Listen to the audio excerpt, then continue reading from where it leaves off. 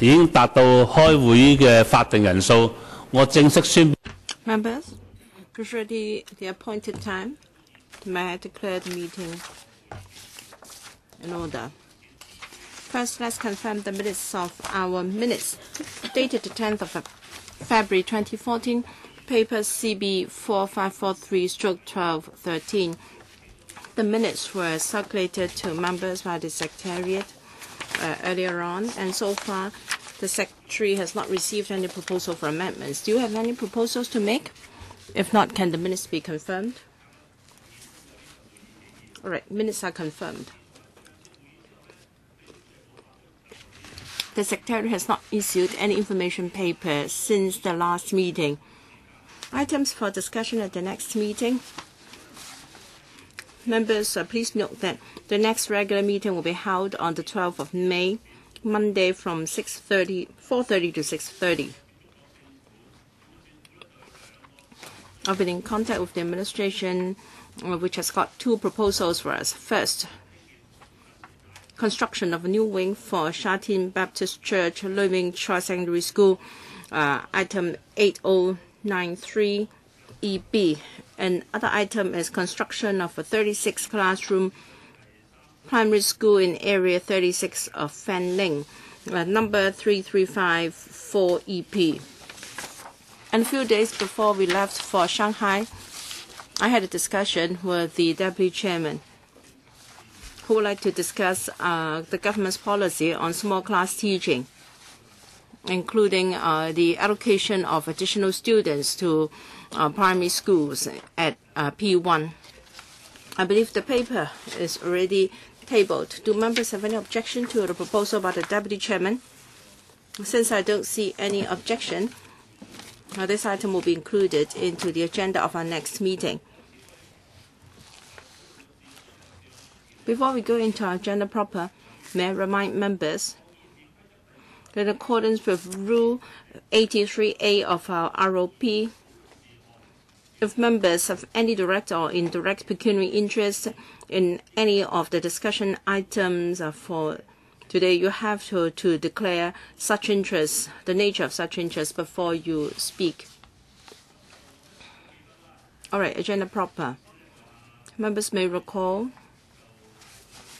that at the last meeting, a motion was submitted by the Deputy Chairman. Please see paper CB4491/1314(05).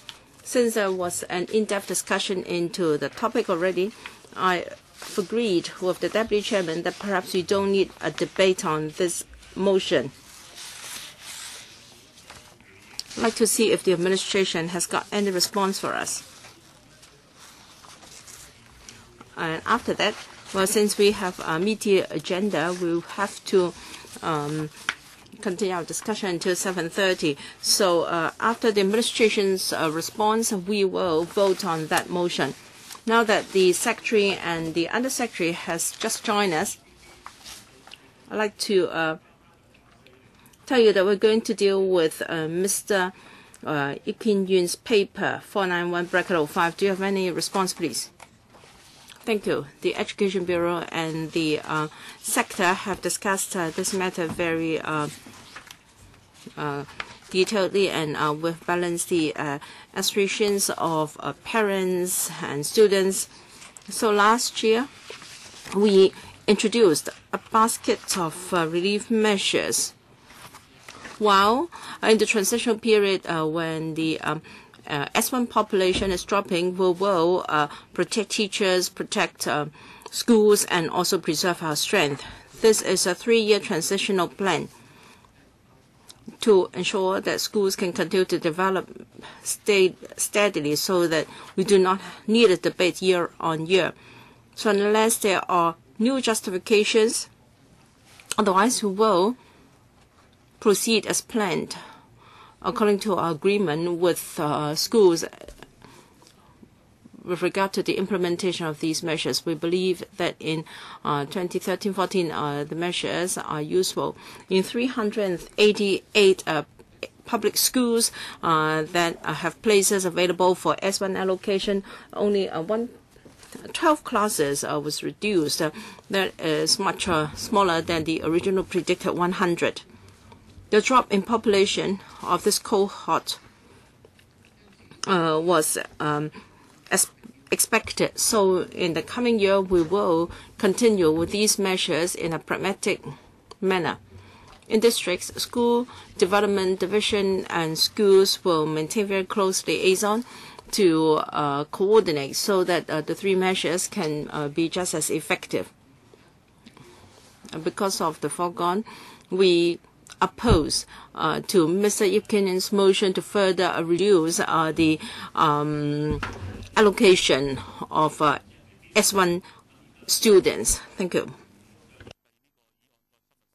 Since we have an in-depth debate, I don't think we need another one now, and I'll put this item to the vote.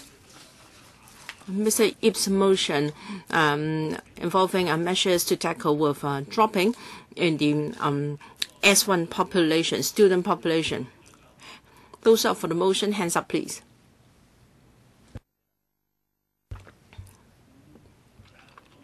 Read out the names. Deputy Chairman, Kenneth Chen, Fernando Zhang, Zhang Kwok-chi, Claudia Mo. 5. Those who are against, hands up, please. All right, read out the names. Tony Zhang, Regina Yip, Ma Fong Kwok, Starry Lee, Tam Yu Chong, Yip Kwok Him, Stephen Ho, Wong Kok Heng. How many? Those who abstain? Those who are for? 6.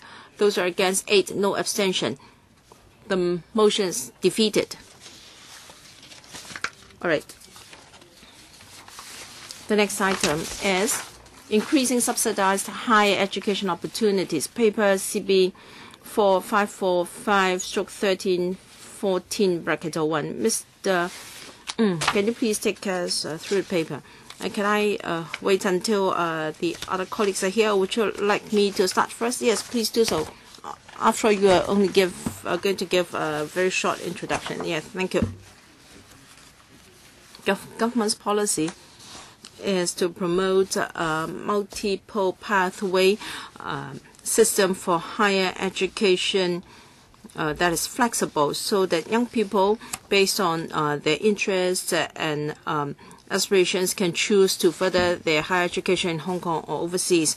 The CE announced a number of measures in the 2014 policy address to broaden the opportunities for local students to receive higher education. We would like to highlight 3 initiatives among them. First, to launch a new scholarship scheme to support students to pursue studies overseas. Second, to explore how to practically introduce a new subsidy scheme in selected disciplines and programs. Third, to launch the mainland university study subsidy scheme. So there are 3 initiatives. For details, please refer to the paper. If necessary, I can invite the Under Secretary to give you to elaborate. Since the announcements of the initiatives, I have received views from members of the public and legislators on various occasions. We are grateful to your comments so that we can have better information to implement the new measures. For the new scholarship scheme, we have adopted views from many legislators. The awardees have to undertake to come back to work in Hong Kong, and we have also agreed to empower the steering committee to deal with individual applications in a flexible manner, so that the requirement for them to return to work can be deferred or waived. Given that it will be a merit-based system, we will take care of the needy students so that we can give them a means-tested bursary subject to a ceiling of $200,000 per annum. For the subsidy scheme for designated professions or sectors, the bureaus and also various departments can identify full-time, locally accredited self-financing undergraduate programs in selected disciplines to be covered under the scheme. And we are now consulting various departments and also institutions to confirm the coverage of the programs. As a start, we want to include healthcare, construction industry, testing and certification, creative industry as disciplines that are in keen and urgent demand for talent. And as for the mainland universities study subsidy scheme, members are concerned why we confine the scheme to students under the mainland university study subsidy scheme, because this is the only government-to-government initiative. And it's also based on the performance of students in Hong Kong DSE. They are exempt from taking the joint entrance examination on the mainland. So for students and make their own arrangements to further their studies on the mainland, that's a separate matter. So the scheme will run for 3 years before review the effectiveness. If members are in support of the 3 initiatives I outlined, we are going to seek funding from the Finance Committee. Yes, we have a very tight time frame. We want to launch the 3 initiatives in mid-2014. Yes, 大致上嘅簡介。Mr. Chairman, that's my brief introduction. We're willing to take questions and views from members. Thank you, Secretary. So you plan to go to the FC in mid-May, right, for funding? You mentioned 3 initiatives in your paper and your opening remarks. Before members speak, I'd like to ask for a piece of background information.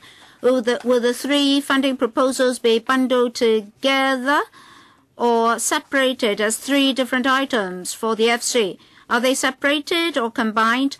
Well, Mr. Chairman, this is an important issue. I forgot it. Well, they'll come one by one, that is separately. That's very good.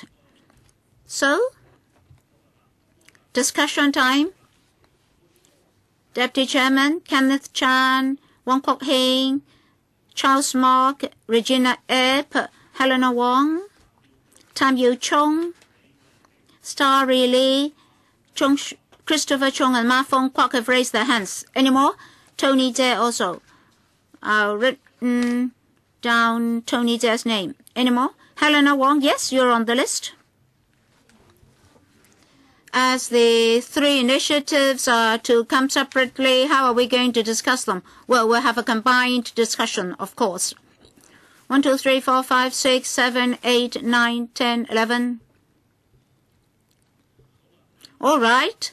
Questions and answers, 3 minutes per member. Deputy Chairman? Thank you, Chairman. I understand that after this discussion, the panel will be considered as having discussed the 3 items, and they'll go to the Finance Committee for funding. Yes, on the 16th of May. For today's agenda, I've prepared an extra paper. I believe you've all got it. That is about my views on the proposal to increase the number of tertiary education places. We put forward some comprehensive questions. We should not confine ourselves to the 3 initiatives presented by the Education Bureau. Those are in the policy address. In my paper, the most important point is that we shouldn't just discuss the 3 items proposed in the policy address. We should genuinely and comprehensively look at higher education. Now, apparently, the government has pushed the responsibility of higher education to other jurisdictions, including the mainland and overseas jurisdictions. As for assistance for higher education in Hong Kong, apparently there are no new policies and initiatives. For example, first-year subvented first-degree programs associate degree programs are rather expensive at the moment, or sub-degree programs are rather expensive. So we'd rather have our students go overseas for sub-degree programs than subventing them. So strategically, does the government intend to do more on higher education in Hong Kong to alleviate our students' burden and to enhance their chance of furthering their studies?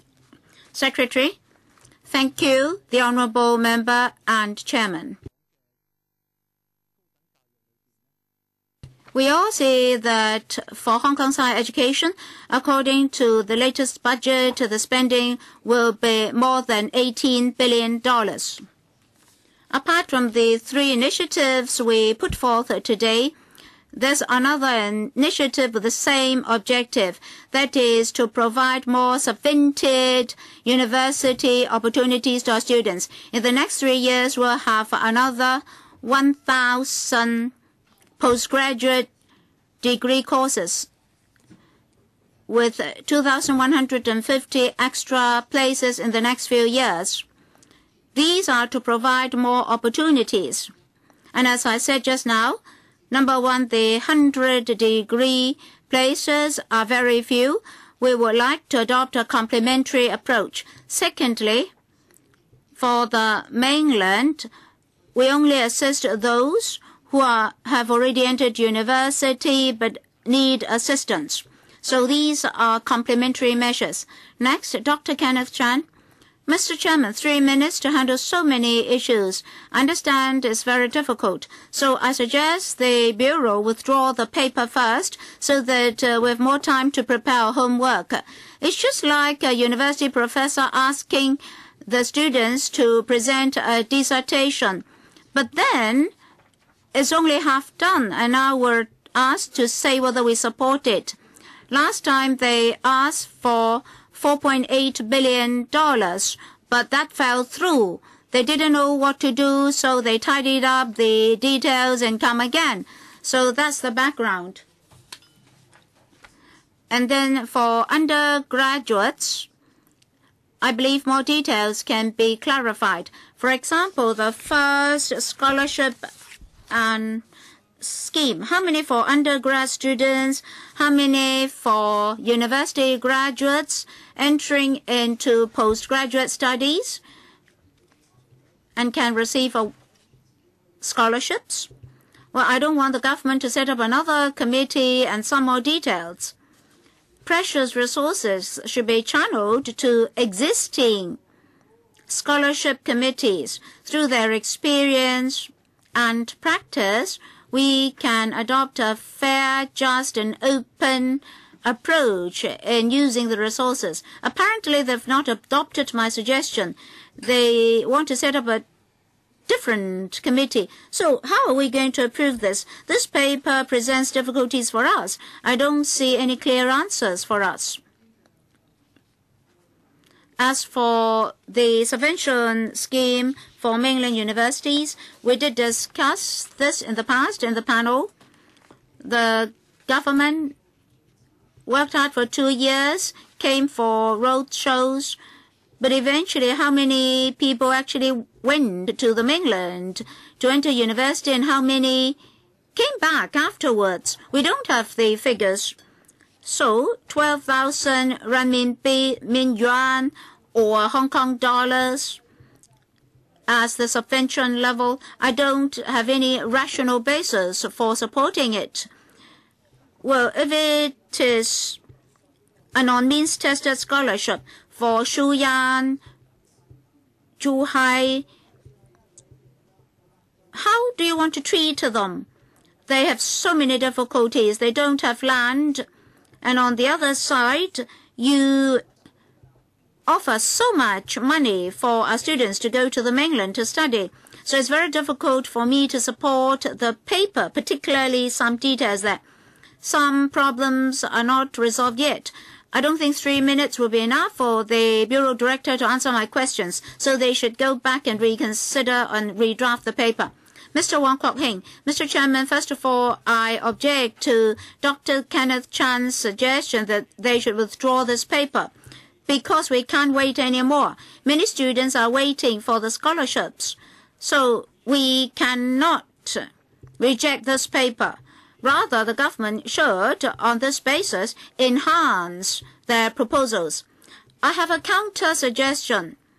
Now, if the government gets the funding it wants, can it use this as seed money, as a foundation, and then see whether there are people in Hong Kong who are dedicated to education, whether there are philanthropists in our society to enlarge the scholarship scheme? Can I have some responses from the government? Secondly, they want to come in May for funding.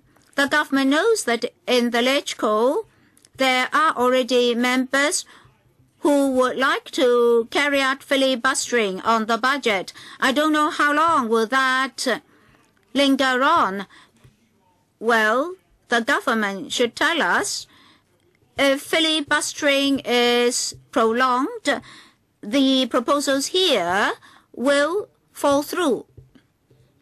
Secretary, thank you, Chairman. Thank you, the Honourable Member. Well, for dedicated persons, we'll continue to find them, and we would like to provide more assistance for mainland programs. So we would like to benefit more students in terms of a wide variety of categories. Secondly, for enhancement, we'll continue to enhance the scholarship scheme. We asked for 3 years before because we want to gather experience and gather more data. Mr. Chairman, in the past 2 terms, those who went to the mainland, we continuously liaised with them. They studied well. Their future is clearer and clearer, so you need not worry, we'll enhance the scheme. What about philanthropists? Mr. Chairman, I said that with different organizations and individuals, well, will they participate in this scheme? Well, this will be an independent scheme. We also adopt other approaches. What about filibustering? Do you have any backup strategies? Well, yes. We'll go to the Finance Committee either in May or June. We'd like to start with part of our proposals first, and then we will go to another Finance Committee in June. Failing that, we may need to wait till after the summer recess. Yes, I support the Bureau Director. I'd like to appeal to the filibustering members that they should think of our students. Mr. Charles Mock? Well, Mr. Chairman, I quite agree with Dr. Kenneth Chan. These are important issues, but this item will only be discussed for 45 minutes. There are so many questions not answered, and we're now asked to support the paper. We have to act expeditiously, but there are no answers yet for many questions. And what about mainland universities? How should we handle them at the same time? Well, Mr. Chairman, under Scheme A, it doesn't matter. It doesn't mean that after helping these 100 students, we'll do nothing else. Well, these students go abroad and will gain different experience. And the poor students may really need the assistance. But then in the scheme, you say that you don't set limits to the disciplines, but for long-term competitiveness of Hong Kong, you give priority to those disciplines that are not found in Hong Kong. All right, you want them to gather overseas experience, so let them choose their own disciplines. Why should you set limits? If Hong Kong does not have a particular discipline, maybe that means Hong Kong does not have the industry or profession. So after completing their studies, what will they do in Hong Kong? Well, B, you mentioned locally subvented disciplines. And then you mentioned the 4 sectors: healthcare, construction industry, testing and certification, and creative industry. Well, creative industry is very broad. I don't know whether you're trying to cover everything under that expression. Who will make the decision, FS or Education Bureau? If it is the Education Bureau, have you consulted other departments? Secretary, thank you, Chairman. Thank you, the Honourable Member. We have planned for demands for human resources. We'll consult other policy bureaus and departments. Therefore, those 4 sectors were obtained from our preliminary study. So you consult them further. Or we have conducted consultation. So these are final. No, just now we're exploring how to enhance the scheme. But we're talking about 1,000 places. We can further discuss. So you did all those tasks within the Education Bureau? I'll defer to the Deputy Secretary. Well, Mr. Chairman, we have an interdepartmental working group, including the Education Bureau and other policy bureaus and departments. Our idea is that various departments have data and statistics and information on human resources. We analyze them. And then for the self-financing sector, we also have certain disciplines. Some of them are already recognized by professional bodies. That's why we came up with this basket of initiatives. Mrs. Regina Ip, thank you, Chairman. I support all the 3 initiatives. As for the overseas scholarship scheme, just now the Deputy Chairman asked why we didn't find money to assist the sub-degree programs. Oh, yes, of course, we should support them. We should support more university places. But those are 2 different demands. We have to help both the elites as well as the slow learners or underprivileged. We should learn from other jurisdictions like South Korea. Mr. Charles Mok needs not worry because there's very few disciplines not found in Hong Kong. Maybe forestry and veterinary programs are not found in Hong Kong. If you look at the ratings of the universities, you know the information. Don't think that if a student chooses to study computing science in MIT, then it will be an insult to the University of Hong Kong. Now, I have done some research. You allow market forces to act. For those who have studied overseas will know that in the U.S. PhD programs are fully funded regardless of your origin. So long as you are admitted to such a program, you will be fully funded.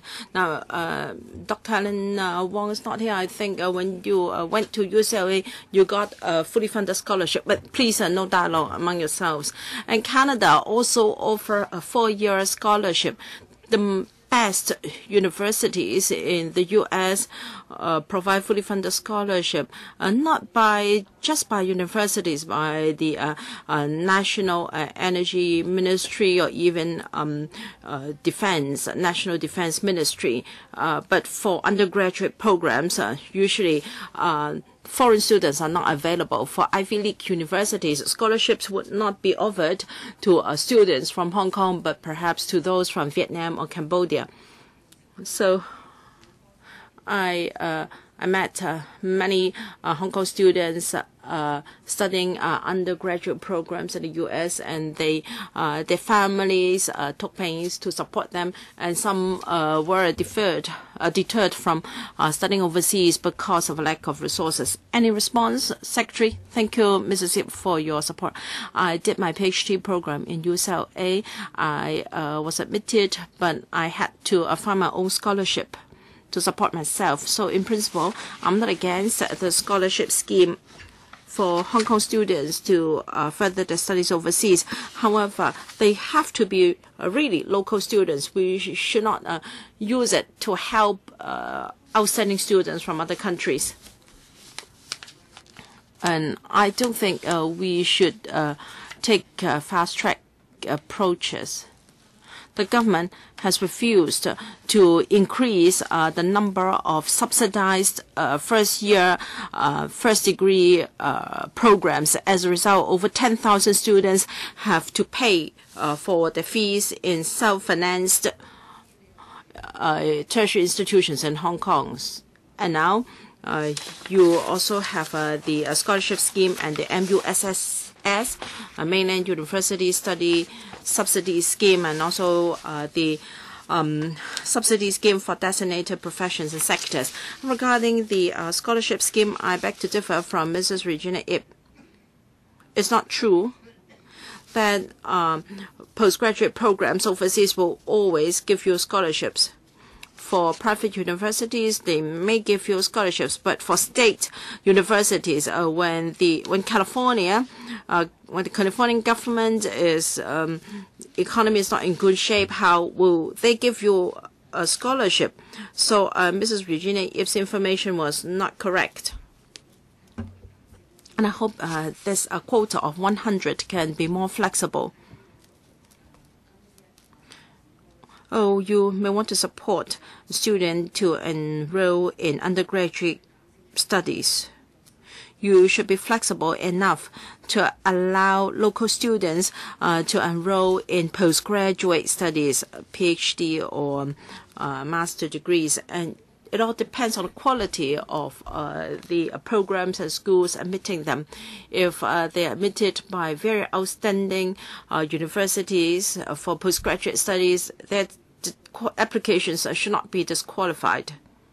As regards whether we should set a particular ratio, and I think you're thinking of 85 to 15, that is undergraduate to postgraduate programs. I hope that you can be more flexible. For really outstanding students, you should have no regard for the nature of the programs he's engaged in. And the nature is not, and I think that the paper is rather vague. You talk about well-known universities, world-class universities. How do you define them? Do you have a list of such universities, or do you just close your eyes so long as the university is on the list? Para 6 in particular is problematic. The selection process, you're going to set up a steering committee comprising community leaders for deciding the selection criteria. I'm afraid your time is up. Mr. Tam Yu Chong. First, I see a slogan, a plaque on the head table. I don't think this is really appropriate. I'm not referring to the content, but I think this is the table for the chair. I don't think that is really appropriate. Regarding the MUSSS, I support it. But I'm worried that people may make use of various excuses to store it. In March, when I was in Beijing, having meetings, I visited Hong Kong students enrolled in mainland programs on the mainland. They're paying fees similar to that of local students, so they can save money on tuition fees, but they have to spend at least 2,000 Hong Kong dollars for daily expenses. Many of them are very thrifty. And some of them asked whether we can negotiate with airlines on their behalf so that they can be given a cheaper passage home. I think this is a bit challenging because, at peak season, usually fares are very expensive. They want to come back to visit their families. In fact, the fares are not too high. They want some discount. So can we give them a hand financially, because this is important? I told them that the CA sent out this message about the MUSSS in this policy address, and they are looking forward to it. When the scheme is launched, I hope that our government officers on the mainland can approach these university students, telling them how to apply for subsidy. I think these students are of a high caliber.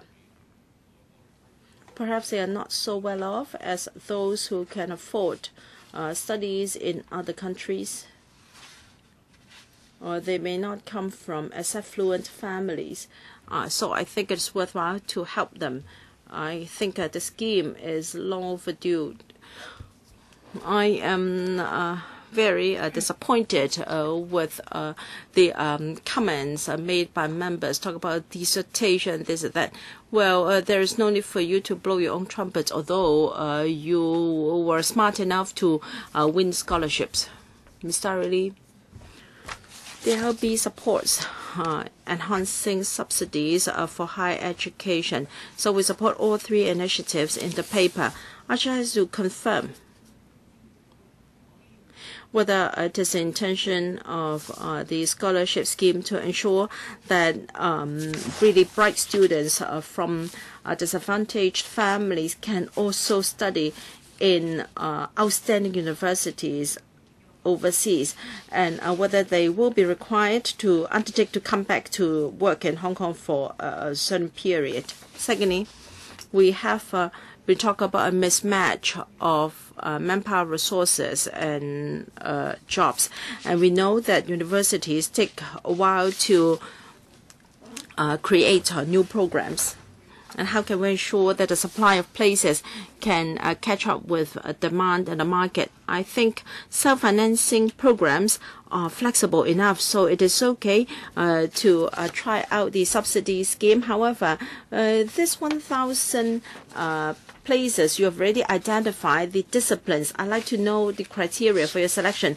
For instance, the insurance sector saying that programs available do not match their needs. However, it has not been identified or screened out in your disciplines. And the third initiative is the MUSSS. The DAB supports it and wants it to be implemented as soon as possible. First, students, these are students who have chosen to further their studies on the mainland, and many of them have actual financial difficulties. I think such a scheme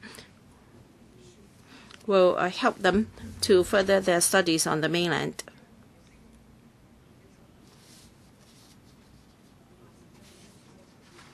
Have you collected information on the future career path and study path of such students? Secretary, yes. We have enhanced the conditions for the first initiative. Indeed, students will be required to come back to work in Hong Kong for a while. Under special circumstances, they may apply to the steering committee for a waiver or deferral. And second, a mismatch between talent and jobs. I think this is the issue closest to our heart. As the DS said, we had an interdepartmental discussion and consulted a number of departments before coming up with these sectors. However, this is just a start. And also programs being offered by self-financing institutions. Now, if institutions are already well prepared, then they will stand a higher chance of benefiting under the scheme. And we've also maintained very close liaison with students studying on the mainland with ETOs, and we also discussed summer activities. Your time is up. Thank you. Mr. Christopher Jung, speaker is off mic. Can you speak up, please? 1,000 students will be eligible under the subsidy scheme. I have some views on this. People think that space is going to eat up all the places. They are not UGC funded, and they don't need any accreditation. Let me declare interest. I am a member of the board of Hong Kong University. Right. 1,000 students, I think over 9% of the places, that is money, will go to space. They're already very profitable. And for other independent self-financing disciplines, they have to spend lots of money to get a program accredited. And yet, for space, they don't have to do that. They can just launch a new program and it's already accredited. So why don't you just ask all universities to run a community college so that you don't really need private universities in the community. And also the scope of selected disciplines. Can you explain to me what they are? Thank you. DS. Thank you. Mr. Zhong. The subsidy scheme is mainly for self-financing undergraduate programs. SPACE mainly provides associate degree programs, so it is outside the scope of the scheme. And the programs must have gone through accreditation. If it is a professional program, then it has to be recognized by the relevant professional organization. And the factors for consideration in identifying the disciplines. As I said, the interdepartmental working group ascertained the supply and demand in manpower in the market. And we also look at the supply of programs in both the public and private sectors. If there are already available programs in the public sector, then perhaps they will not be covered in this scheme. And there must be quality assurance, and there must be track record. For instance, we will check whether such programs are being run in 2014 and 15. Then the money will go to space. I think the DS has explained clearly that this has nothing to do with space. Mr. Ma Fong Kwok, then Mr. Tony C, because Mr. Ma is out of the room for time being. Mr. Chairman, education is investment. Any enhanced opportunities will be supported by me with unlimited demands but limited resources. This time, the paper proposes enhanced opportunities, so I'll definitely support it. I'd like to see clarification on certain points. For extraterritorial studies, in paragraph 5, you mention students receiving senior secondary education. Any time limit? I also received senior secondary education, so am I also eligible? And then for paragraph 7b, you mention disciplines not found in Hong Kong. You give them priority. What's the rationale behind this? Is it that because of various reasons, Hong Kong does not have those disciplines, so you want these students to come back to serve Hong Kong? But if these are very rare disciplines, so even if the students want to come back to Hong Kong to serve us, they won't be able to do so. Secretary, I defer to the Deputy Secretary. Mr. Chairman, as we mentioned in paragraphs 4 and 5 of the paper, for these Hong Kong students, for undergrad programs, they have to receive senior secondary education in Hong Kong. That means they have to complete they should have just completed the senior secondary education. But for those who leave Hong Kong during the senior secondary stage, they won't benefit under the scheme. That is, before the start of the extraterritorial program, they've to have resided in Hong Kong for 3 years and will select the most outstanding students. If there are disciplines not found in Hong Kong but will benefit Hong Kong, we'll still give them priority. Now, we want this to be a complementary approach. As Mrs. Regina Ip said, we would choose the outstanding students. And if a student chooses, famous universities and disciplines that may benefit Hong Kong, we'll still select them. Well, Mr. Chairman, I still don't understand them. Are they encouraging students to choose those disciplines not found in Hong Kong? Yes, disciplines not popular in Hong Kong. I don't think they'll consider just one factor. No, we won't consider just one factor. Hong Kong is a small city. What we can do is really limited. As Mrs. Ip mentioned, we'd like to have a broader cross-section to provide opportunities to our students.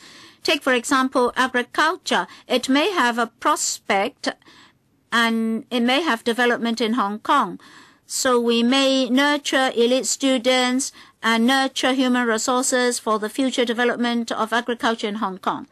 Dr. Fernando Cheung, the Labour Party will, of course, support enhanced opportunities for our students to receive higher education. We think priority should be given to local undergrad students. We spent so much effort on this. Every year, over 10,000 students pass the DSE and the former advanced level examinations, but then they did not have the opportunity to receive higher education in Hong Kong because of a lack of school places or university places. Well, we're going to have an extra 500 places this year, 15,000. Well, I agree with Dr. Kenneth Chan, who said just now that for the time being, the paper is rather rough, so to speak. Some contents are ambiguous. This so-called interface programs for subvented programs for the sponsors, if they offer 100 places, you subvent 50. So how are you going to distribute the 50 quotas? Now, 100 students sitting together in the same lecture room, 50 finance themselves, 50 subvented by government. The UGC mentioned no cross-subsidy. That is, programs should not cross-subsidize one another. Well, this proposal now is obviously cross-subsidy or cross-subvention. Well, some students go to the mainland to further their studies, but some DSE graduates go to Taiwan to further their studies because there they are very dedicated and experienced. So why don't you consider Taiwan, which is also part of China, as they consider? And what about Macau? They also have a joint admission program. So you certainly give us this paper. We support the direction, but I wonder if the Education Bureau can go back and work out more details and to address the concerns of members, for example, those raised by Dr. Kenneth Chan. Secretary, we would like to adopt a pragmatic approach and to implement the initiatives as soon as possible. I ask the Deputy Secretary to explain the details. Deputy Secretary, thank you, Chairman. Thank you, Dr. Cheung. First of all, we understand that society and individual members are concerned about the number of first-year, first-degree places, but the student population would drop from 70,000 to about 45,000. So we're very concerned about quality. If we are to further increase the number of first-year, first-degree places, we have to be very careful about quality. As for self-financing programs, we would like to, through JUPA, select the most outstanding students. As Mr. Ma Fong Kwok and Mr. Wu Chi-wai are not in the room, it will be Mr. Leung Yu-chung's turn. After Mr. Leung Yu-chung, we still have time for Kenneth Chan and Dr. Helena Wong for a second round because some members have left. Mr. Leung Yu-chung. Thank you, Chairman. I'd like to follow up on Dr. Fernando Cheung's point. Many students and parents, the SEN students and parents, told us that they were forced to go to Taiwan or Macau to further their higher education. If you've ever gone to Taiwan, you know that from primary school to secondary school to universities, they can help SEN students a lot. In Taiwan, they're very successful in helping SEN students. So you should not evade the issue further. You shouldn't confine them to the mainland. You should allow them to go to Taiwan or Macau. Secretary, thank you, Chairman. Thank you, the Honourable Member. Under the scheme, the main condition is the interview, the intergovernment interview. So, in that regard, we particularly focus on that aspect. Well, it depends on whether you want to do it. Well, even between the government and students, you can expand the program and enhance flexibility. Do you aim at helping this group of students such that they can have more chances to receive self-financing higher education? Well, I very much like the word pragmatic mentioned by the Secretary. What do you mean by pragmatic? If you can allow Taiwan to receive these students, it will be very pragmatic because that's not something imaginative. The opportunities are real. So why don't you grasp the opportunities? Well, Mr. Leung is saying that it's pragmatic to include Taiwan. Well, this scheme has been in place for 2 years. It's already a mature government-to-government scheme. That's why we're proposing this initiative. We'll have 3 years to gain experience. 3 seconds. Mr. Chairman, I don't think we can force any clear answers out from them. SEN students have to go through a lot of difficulties. Why don't you help them? As for local degree programs, they should be expanded because many students are not eligible for self-entry programs, so they have to work part-time in order to gain money to get enrolled in self-financing programs. So can you have more self-entry places? Mr. Wu Chi-wai has just come back. As you're away, some other members have bypassed you. If you are to speak, Kenneth Chan and Helena Wong won't be able to speak. I'd like to speak. So sorry, I'll give him the floor first. If there's still time left, I'll give it to Kenneth Chan and Helena Wong. Sorry, Mr. Chairman, I was away just now.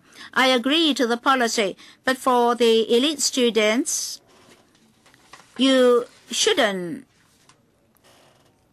give them a lot more opportunities because they're so outstanding. They have a lot of opportunities locally and overseas. They have many choices. So if you turn this into a scheme for elite students, I won't agree. Now, we don't have sufficient places. You should have a dual approach. One is to provide more self-entry places. Secondly, through more overseas opportunities, students can choose qualified programs. Then we can solve the problem. And by doing so, you'll be able to address the issue of fluctuating student numbers. That is, you should make use of overseas places to boost the number of places. But if you place your emphasis on the outstanding students, I don't think that's appropriate. Secretary, thank you, Chairman. Thank you, the Honourable Member. You're correct. That's why for these 3 proposed initiatives, 2 are important. One is to provide 1,000 places for self-financing programs. That is to provide subvention for them. We do not mention another program here. That is another 1,000 places for interface programs, such that every year, on top of the 15,000 places, another 1,500 places will be provided. We only have 100 overseas places. So that's something ancillary and complementary in talent nurturing. Mr. Chairman, he did not address one point. For the quality students, under our quality education system, they can choose their university programs. And if they have the financial ability, they can go overseas. But if you place your emphasis on elite students, less students will benefit. Because in Hong Kong, we have this problem of shortage of university places. So for the eligible students, they should be given opportunities overseas to further their studies, apart from local opportunities. For the 100 students that we're talking about, there will be $250,000 for tuition fee. And then bursaries to the tune of $200,000. Kenneth Chan and Helena Wong, 2 minutes each, including questions and answers. Kenneth Chan? Oh, sorry. Yes, Dr. Kenneth Chan. I sincerely ask the Bureau to give us more supplementary information. Well, the original intention is not bad. They would like to use public money to assist those students with potential to further their studies. But just now, my questions are not imaginative. I find it hard to understand why the government finds it difficult to address my concerns. They did not give us supplementary information. They did not mention follow-up efforts and so forth. Well, if they are to come in mid-May only, we still have time. The parents are waiting for you to listen to your views. You see, up there, they are sitting there to wait for you. And they are very anxious because summer vacation is coming.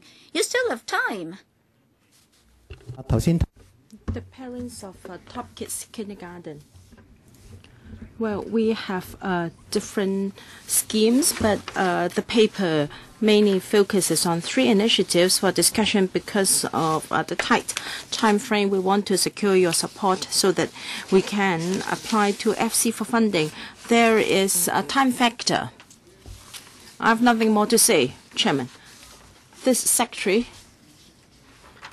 has no sense of priority. I asked for additional information. This is public money. I don't support the government blindly. I'm asking very objective questions. I asked for hard data. You failed to tell us. I asked you about the criteria for forming the steering committee. You failed to answer that. You just asked us for money. Dr. Helena Wong, Para 11, the tenure of support. I hope that you can extend it for no more than 4 years for both undergraduate studies and master's degree or equivalent level. Because if a candidate is accepted by a very outstanding postgraduate program, then it takes 4 years. That may not be enough time. I'm very concerned about the selection criteria and mechanism. It's really fair, open, and just. You have absolutely nothing here. You tell us that you're going to set up a steering committee comprising community leaders. I'm very worried who those community leaders are. Will you be very lopsided? Because that is a big problem. And what about the selection criteria?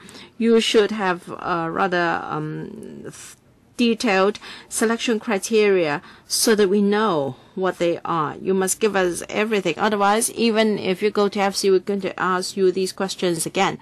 Regarding the long-term competitiveness of Hong Kong, this is so vague. I don't know what you are talking about.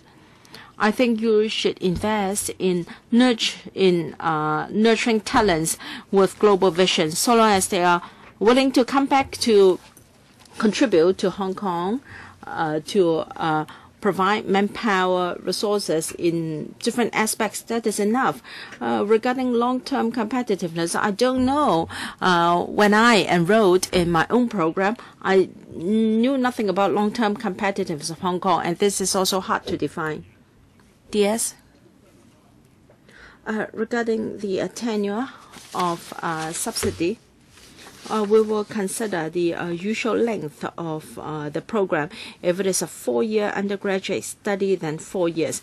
If it is a 2-year master degree, the subsidy will be for 2 years, and a PhD degree 3 years or 3 years. And then we will consider the leadership, the potential, and academic and non-academic achievements, so on and so forth. And the candidate must have a confirmed or conditional offer from renowned universities. And the whole scheme will be merit-based. As regards the steering committee, when we have funding support from the FC, we will have it formally set up. What about the long-term competitiveness? And what programs will benefit the long-term competitiveness of Hong Kong? You have exceeded your time limit. Can I ask for a written reply? Can that be done, Secretary? Sure. Thank you. Well, as said, the administration intends to go to FC on the 16th of May, and the 3 items will be submitted separately. So I'd like to ask whether the members are in support of the administration sending this paper to the FC. Dr. Fernando Cheung. If the information we sought is not provided, it's hard for us to support it. Mr. Lee, we support that. Mrs. Regina Yip, I support the Secretary. And if our colleagues want more information, the administration has time to write a paper. So I think in general, members are in support of the paper going to the FC. And prior to that, please provide supplementary information to individual members or to the whole panel. Dr. Wong. And can you tell us the composition of the steering committee with community leaders? Please include that in the paper. Okay. Enhanced Chinese learning and teaching for non-Chinese speaking students. Paper CB 4545/1314 We have got a paper by the Deputy Chairman and also a submission from Oxfam Hong Kong. Mr. Kevin Yeung, Under Secretary. Please join us now to walk us through the paper. Meanwhile, members who intend to ask questions, please raise your hands.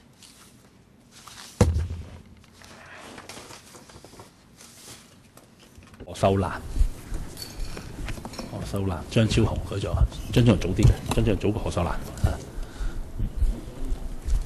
好。局長。Yes. Mr. Young, please briefly introduce the paper to us. Well, if you can be thorough if you wish. Thank you. See in the policy address that we will reserve $200 million as recurrent expenditure to support non-Chinese speaking students to learn the Chinese language and help them integrate with society. We intend to do this after we've got funding from the from LegCo. We tend to provide the Chinese language curriculum, second language learning framework, or the learning framework to provide a systematic set of objective and expected learning outcomes and describe the learning progress of NCS students.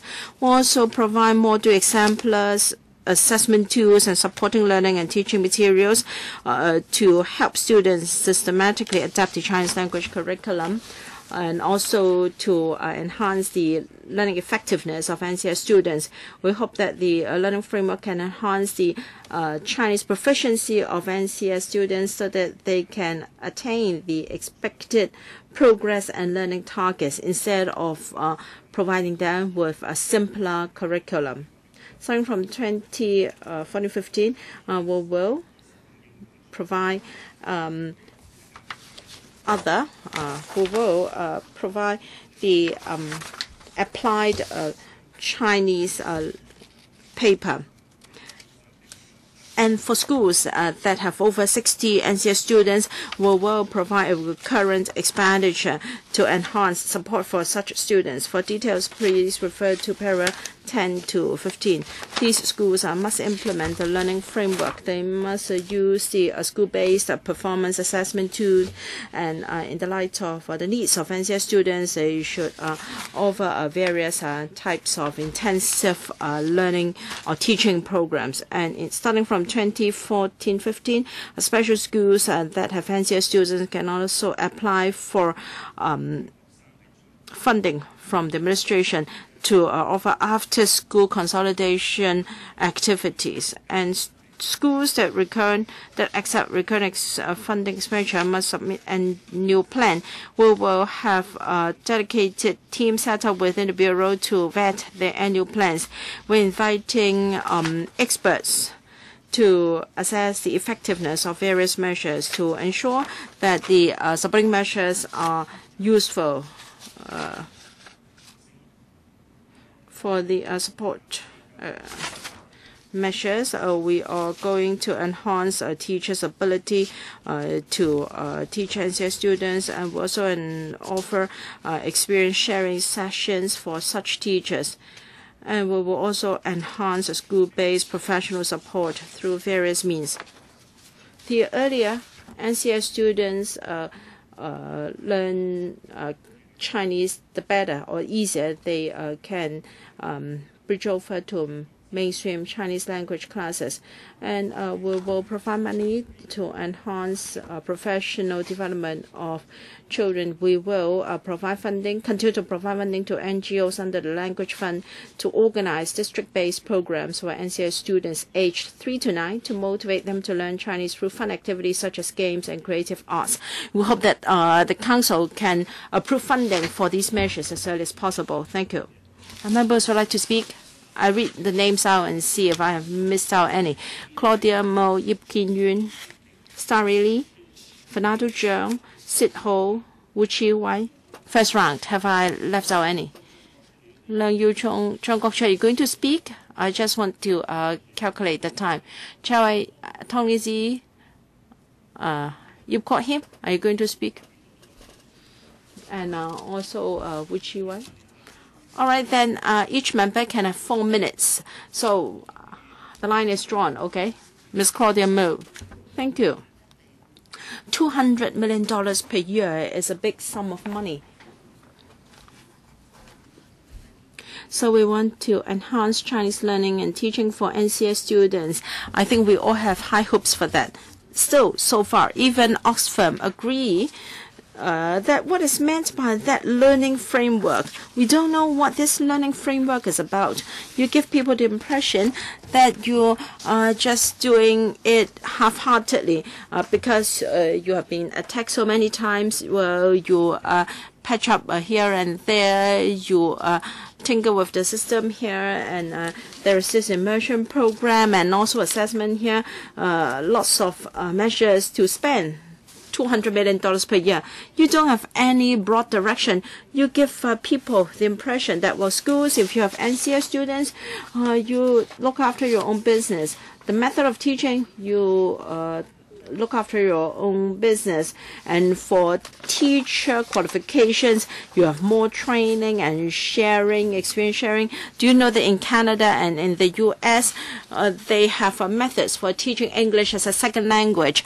They have very strict requirements on the professional qualifications of teachers. I'm afraid that you're doing it half-heartedly, and you are going to harm a whole generation of NCS kids and young people. Look at their university admission rate. It's so low. Many years ago, no, not so long ago, about 7 years ago, there was a Nepali girl who was admitted to university. However, she could not make it because she did not attain the required grade in Chinese language. So subsequently, she studied in Open University. Now she's an excellent English teacher. You ask them to attain a certain Chinese proficiency. Have you read that paper from Oxfam Hong Kong? They have got very clear recommendations. If you regard it as really a second language, there can be different levels, direct or collaborative. You are asking teachers or schools to teach NCS students to any way they like. This is shocking. Some NCS kid parents have complained to me that they fail to understand why their kids have to learn Putonghua in schools instead of Cantonese. That is, they're using Putonghua to learn the Chinese language instead of Cantonese. So this is extra difficult for them. And then the summer activity for the kids is to go to a Confucius college, which teaches in Putonghua. So you are making it more confusing for kids. Are you sincere in training our teachers? Don't just ask the NCS kids to recite a certain classic poem and think that it is already very good. Can you leave time for the administration to answer, Mr. Yuan? I can only agree that Ms. Claudia Mill share our concern for NCS students. Now we'll talk about fundamental changes in schools. We will have a comprehensive set of assessment tools in our learning framework. We have assessment tools. We have a module exemplars. Can I say a few more sentences? We have teaching and learning kits to help students to take care of NCS students in a new way. So at the end of the day, you are asking teachers and schools to take care of their own business, $200 million per year. Next, Mr. IP Kin-yuen. Mr. Chairman, similar as what I did on the last agenda item, I presented a paper to the panel, and the Oxfam also submitted a paper to this meeting for the reference of the Bureau in implementing the measures. I'd like to raise 2 points. The paper mentions that in the early stage, education is very important in the early stage of a child. Government papers also consider early education important. Can I seek some information from the Bureau? For the NCS students, what's the enrollment rate to kindergartens? Any statistics? And then what about the problems when they are in kindergarten? Can you describe the problems to us? That's question 1. Question 2, the paper mentions the learning framework, that is the Chinese language curriculum, second language learning framework. Well, I don't see any major difference between this learning framework and the learning framework for local students. So how are we different from other jurisdictions in this regard? Perhaps I should defer to Dr. K.K. Chan for the learning framework, which is very important. Deputy Secretary. Thank you, Chairman. Thank you, Mr. Ip. For second language and first language, the 4 language skills have very clear learning objectives. We look at the students' culture and mother tongue in designing the framework. Take, for example, vocabulary. For Chinese characters, we have to adopt a systematic learning framework. For other jurisdictions, basically their second language is functional in nature. Conversation, using translation to learn English, and so forth. For our students of similar age, they should be able to integrate into the mainstream classrooms so that in future they can even sit for the DSE. Deputy Chairman, my first question has not been answered. For kindergartens, we don't have separate statistics for NCS students in terms of enrollment rate. But for the appropriate age group for kindergarten, the enrollment rate is almost 100%. That is, on the average, all children of the suitable age can enter kindergarten. Mr. Chairman, for statistics, can we have more serious statistics? You give us territory-wide figures saying that NCS students should have a very high enrollment rate into kindergarten, maybe approaching 100%. But I think that's only guesswork. Maybe there is a discrepancy of 5% or 10% that will impact hugely on the learning of Chinese. So I really want some genuine statistics. As for the second language, about the learning framework, given what Dr. K.K. Chan said, for the former Band 5 and the present Band 3 students were repeating the same learning methods. So again, we go back to the mainstream learning mode. That is, the learning framework for second language is subordinate to that for the first language. Can that be applied to all NCS students? So maybe we need to have some further clarifications. Ms. Starry and then Fernando Cheung. Starry? Mr. Chairman, conceptually, we really want to help NCS students to learn Chinese better. The requirements for Chinese language as a second language have always been the strive of many concerned groups. Right from the start, I communicated with the Bureau to use Chinese as a second language. Teacher qualifications are very important. If you make use of the existing resources, that is, you rely on incumbent teachers without having new ideas and orderly training, I'll be worried about effectiveness. All right, with enhanced resources, is it for individual schools to decide how to further support these NCS students to better learn Chinese? Will they learn together with the other students in the same classroom? Will there be extra small group learning? What are your guidelines? Thirdly, I've always supported the use of Putonghua to teach Chinese.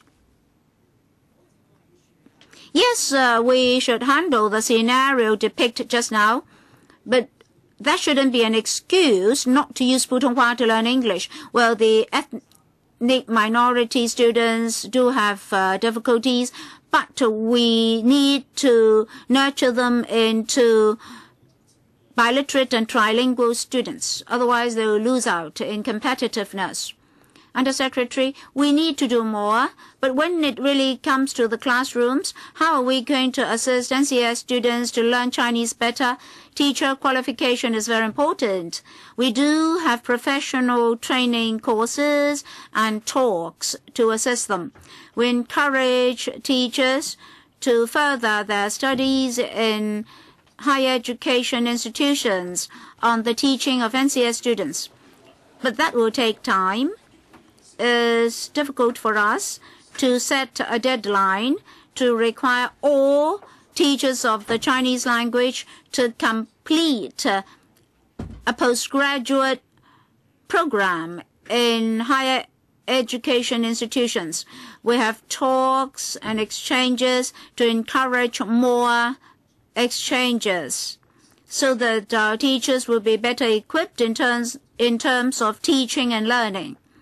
The Education Bureau publishes assessment tools such that the teachers will understand clearly the standard of Chinese language of the NCS students and at what stage these students are. We do have assessment tools and assessment resources to help them. When it comes to the schools, will there be small classes, separate groups, or pull-out learning, etc.? We assess each and every student. If we know the standard of each and every student, the schools will know how to teach these students. So it's a school-based approach. We also provide school-based assistance. we have a group of colleagues to go to schools to develop curriculum together with the schools. Mr. Chairman, we have the policy, we have extra money and extra resources. We would like the Bureau to periodically report to us. Well, they mentioned assessment tools. To learn the Chinese language well is very important for the NCS students. Can you give us an undertaking? Secretary or Undersecretary, can you give us an undertaking? Mr. Chairman, there are two approaches to regulation. First of all, on the spending of money, we have to regulate the schools so that money would be well spent. Secondly, we conduct studies to assess the effectiveness of our programs, and we'll definitely report back to the LegCo. Next, Dr. Fernando Chang. Mr. Chairman, in the CE's manifesto, he promised to provide a curriculum and relevant assessment for the learning of the Chinese language as a second language. Now they give us a learning framework. I don't know whether that's sophistry. It seems that this is not a formal curriculum. Within the framework, do we have clear curriculum contents all the way from preschool stage to higher education? Well, the age range of 0 to 6 years old is lacking here. That's a huge deficiency, because that's the stage where the child can learn language best. And then for special education, you should build another ladder. You give $650,000 to the first 9 NCS students, and for starting from the 10th, you give them a different level of subvention. In terms of communication, some of the disabled students have huge communication problems, and Chinese language is their second language. The difficulties are aggravated then. So communication is a problem. Of course, you just throw hundreds of thousands of dollars at them. Well, that's better than before, but how can you ensure an appropriate use of the money? So you don't just throw the sum of money at them. You need to discuss with them. For different disabilities, the needs of these students in learning Chinese as a second language would differ. So you really need to follow up on their needs. And finally, for the Oxfam study is very good. It gives us the international picture. For funding, do you require the schools to establish an independent learning environment and approach for the Chinese language? Oxfam learned that that's a successful approach in other jurisdictions. So if you just throw a sum of money at them, what requirements do you have for them under this portion? May I defer to Ms. Wong, the Deputy Secretary? Well, what requirements do we have for the schools? First of all, they have to find an experienced teacher to coordinate the support for all NCS students. For special schools with a normal curriculum, they have to do the same. We also require the school concerned to enhance its communication with the parents. For example, they will employ NCS teaching assistants or procure educational services, communicate more with the parents, and nurture a correct environment. And on the basis of the number of students, more teachers should be employed. Well, members asked whether there will be small groups. It really depends on the needs of the students. The students are from different classes and different age groups. Well, there may be small groups or immersed training and learning. What about the preschool? age range. Well, can I finish first? We have small groups and the pull-out learning approach. We can enhance the number of sessions per week or increase the number of subjects. For preschool range, we followed on our experience since 2006 and enhanced our learning framework for primary and secondary students. And then under the QEF, universities are commissioned to conduct studies to see how we can enhance the framework to assist the NCS students, particularly for the preschool age range. Next, Ms. Sito.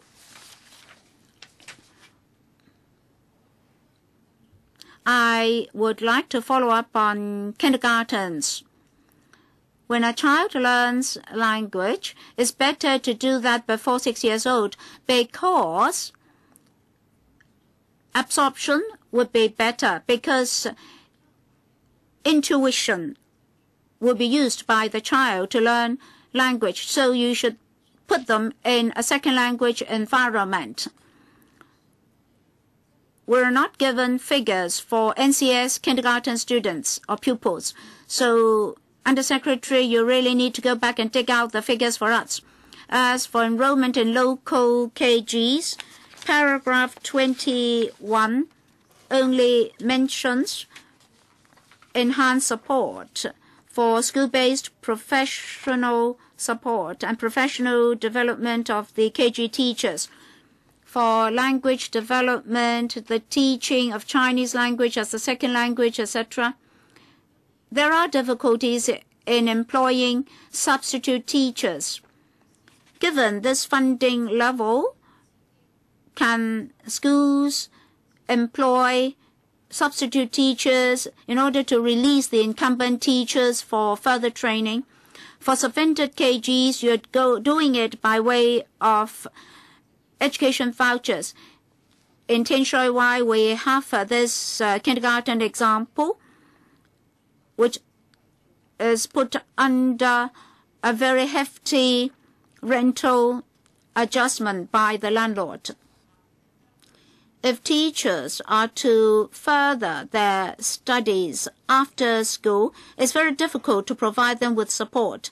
So for these NCS students, how can you assist them in their preschool age where the learning ability to absorb a second language is strongest? Some members want to use Putonghua to teach Chinese in order to enhance our competitiveness. But then Hong Kong's language environment is one of Cantonese. So you have to create a broad environment first before they proceed to biliteracy and trilingualism. So I want to know the government's initiatives in that regard. In KGs, in kindergarten, we do agree that the earlier NCS students come into contact with Chinese, the better will be for them to learn the language. We will encourage more NSC parents to enroll their children into kindergartens, in local kindergartens in particular.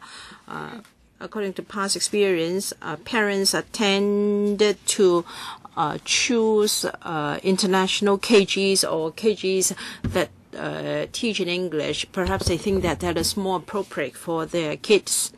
But we've been telling NGOs and assistants, also to legislators and also assistants of legislators, when NSC parents come to them for help, they should be encouraged to send their kids to local KGs.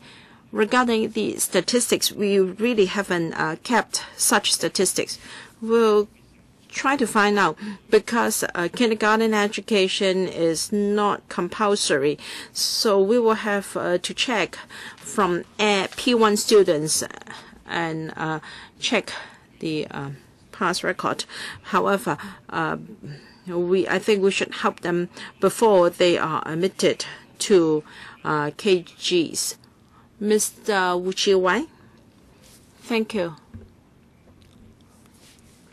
As pointed out by many members, early education arrangement is important for the learning of Chinese by NCS students. And according to the paper, some stakeholders, which may be principals or teachers, who believe that something should be done about place allocation. Because you have to remind EMs, ethnic minorities, that if they choose to continue to live in Hong Kong, it is important that they integrate with the local community. I think it's just the same if you live overseas. If you want to integrate in with local society, you have to join the local education stream, and then you learn. You can understand the culture better. Because if we don't do that, this will only continue the problem. There is no end to it. And I don't think this is a good direction for NCS students. What they face is they have special education in school. They have tailor-made programs to enhance their Chinese proficiency. So I think there are two things. First, can the government seriously review its policy? How can we tackle the problem at source so that as far back as early education, there can be encouragement or promotion in the learning of Chinese? And I think the proposal here is remedial in nature. Of course, we support it because it can help NCS students already in schools. There will be more resources to support their learning of Chinese. Of course, I have no objection to this, but we must adjust our policy to ensure that NCS parents understand that if they want to integrate into society, they should let their children to learn the Chinese language as early as possible. This will have everything to do with their learning ability and competitiveness in Hong Kong. Secretary, yes, we do agree. We always believe that we should help NCS parents and families to integrate into society. So when these parents choose schools for their students, whether we talk about preschool education or P1 place allocation, parents' choice is very important.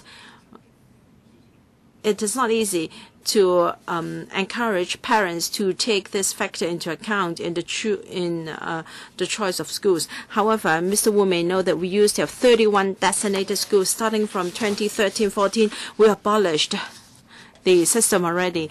These designated schools used to enjoy more support for counseling, and they also helped other students. We don't have this system anymore. Any schools that admit NCS students will be given money to do better. The target is to let NCS parents know that they have more choice. They don't need to send their children to these designated schools where their children can receive help in any school they go to, so that they can factor this in choosing schools. Dr. Helena Wang. I agree that the administration should provide more resources for NCS students to learn the Chinese language better. However, I'd like to know whether the administration will pay no regard to the ethnicity of students in P1 place allocation. That's true. That means some kids may just be allocated to schools with 8 or 9 such students. So such schools are not eligible for any subvention because you will only provide funding for schools with more than 10 NCS students. Yes, the current approach is to provide funding for those who have over 10 NCS students. But if you may refer to paragraph 18, you'll see our support to schools admitting a handful of NCS students only. If the population of NC students in that school is smaller, that means there is an immersion environment, language environment for such kids. The schools can make use of their own resources through daily contact with other students in the same school. NCS students can learn very good Chinese. That means for schools that have only 1 to 9 NCS students, they don't receive any subsidy. Well, in the past, that was the case. Starting from 2014-15, those of 10 or more students will have that's $0.8 million support. For those who have less than 10 students, we have a platform for them to apply for funding so that they can have after-school support. Because for schools of 1 to 9 NCS students, that's an excellent environment for immersion. However, we give them the resources to organize after-school support activities. So starting from 2014-15, they can apply for that. So your policy, what is your policy? Do you want NCS students to focus, to concentrate in a handful of schools, or you want them to spread out in the territory? Well, in 2014-15, we give them $1.5 million. I mean, the maximum funding will be $1.5 million for a school. We don't want too many NCS students to be concentrated in one school because that will interfere with their learning of the Chinese language. All right, other than the learning of Chinese, I'd like to know how the Bureau enforces the Equal Opportunities legislation, RDD, because we've received complaints that some parents of NCS students are not aware of school student financial assistance because they were never told of its existence. So how can you ensure that schools provide information to parents? Do they have to get funding from you and translate the leaflets into EM languages? So what is your policy?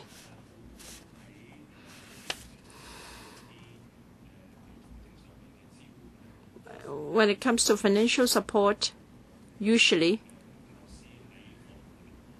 the information is related to students by teachers in class. And through schools' contact with parents, the information is also related to parents. Perhaps the explanation cannot be done in all the languages concerned, but teachers usually explain to parents when necessary assistance will be available. So we have enhanced financial support for schools. We want schools to enhance communication with NCS families. When necessary, the schools can employ an interpreter to do the interpretation for communication with parents. It's my turn now. Mr. Michael Tian, you raised your hand. All right. Under Secretary, should we use Putonghua or Cantonese to teach the Chinese language? I think there is a lot of debate within the academia and also in the community. I think there are pros and cons of various arguments for the use of either language. For instance, some members are of the view that our dialect here, or the everyday language in Hong Kong, is Cantonese, so it may be good. to teach the Chinese language in Cantonese. But if you go to the mainland, like Shenzhen, Dongguan, the language environment is also Cantonese, but the national policy is to teach the Chinese language in Putonghua. And there are also arguments that this is after the reunification for better integration with the mainland and to enhance our competitiveness in the big market. It is important that our students are trilingual. So when it comes to the learning of the Chinese language, should we use simplified Chinese characters or the conventional Chinese characters? Well, it appears that the simplified script is more prevalent because of the population of the mainland. And Taiwan, of course, is still teaching the conventional script. I think this is a matter we have to follow up sooner or later. So in future, we may have to discuss which Chinese characters should be used. I don't know whether the Bureau has started thinking about this as a precautionary approach. So, Undersecretary, can you tell us what is the direction? Should we use Cantonese or Putonghua to teach the Chinese language? Should we use the simplified Chinese script or the conventional Chinese script to teach Chinese writing? Because this may have an impact on teacher training, and this may change the overall direction in education. So, Undersecretary, what is your view? Thank you, Chairman, for your questions. Now, as you said, in the learning of Chinese, I think our priority is to help students to learn Chinese effectively, because our policy is for students to be trilingual and biliterate. So it is important for students to be able to speak fluent Putonghua, which is more preferable to teach the Chinese language in Cantonese or Putonghua. I think you understand the situation well, Chairman. This discussion is still going on.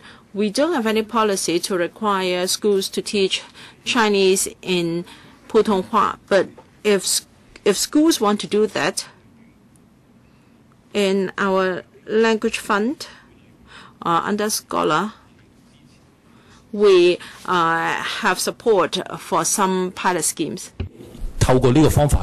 Of course, the first and foremost objective is not to ask them to use Putonghua in Chinese language teaching.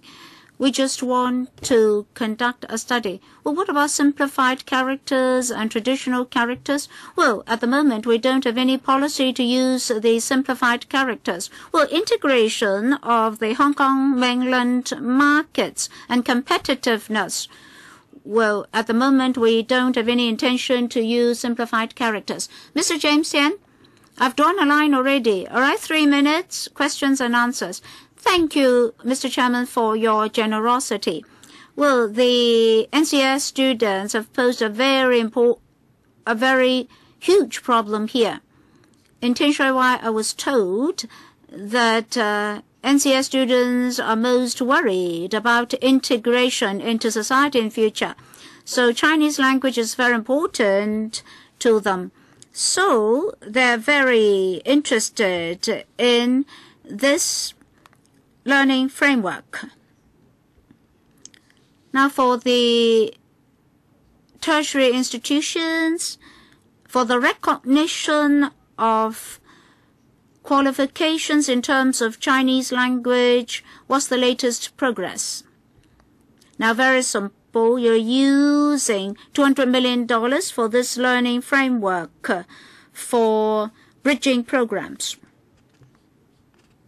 I personally hope that in future an NCS student can write in Chinese a letter to ask for employment. So I won't know from the letter whether he or she is an ethnic Chinese or otherwise. So I think you should think in that direction. All right, $200 million, $30,000 per student. So to what extent are you confident that you'll attain your objectives? Secondly, will universities recognize the qualifications? That is, can these students be enrolled in mainstream programs and a diploma can be issued for them? Under Secretary, at the moment we are confident that through these assistance approaches, we'll be able to assist NCS students to attain a certain standard of Chinese language. But of course, we must continuously review the situation and seek improvement. The objective is that this learning framework can be pegged to levels 1 and 3 of the QF. Reading and writing will emphasize the pragmatic approach, that is day-to-day use. Well, I think the most pragmatic subject is to write an appointment letter or a resignation letter. Oh yes, these students should be able to write simple letters in future.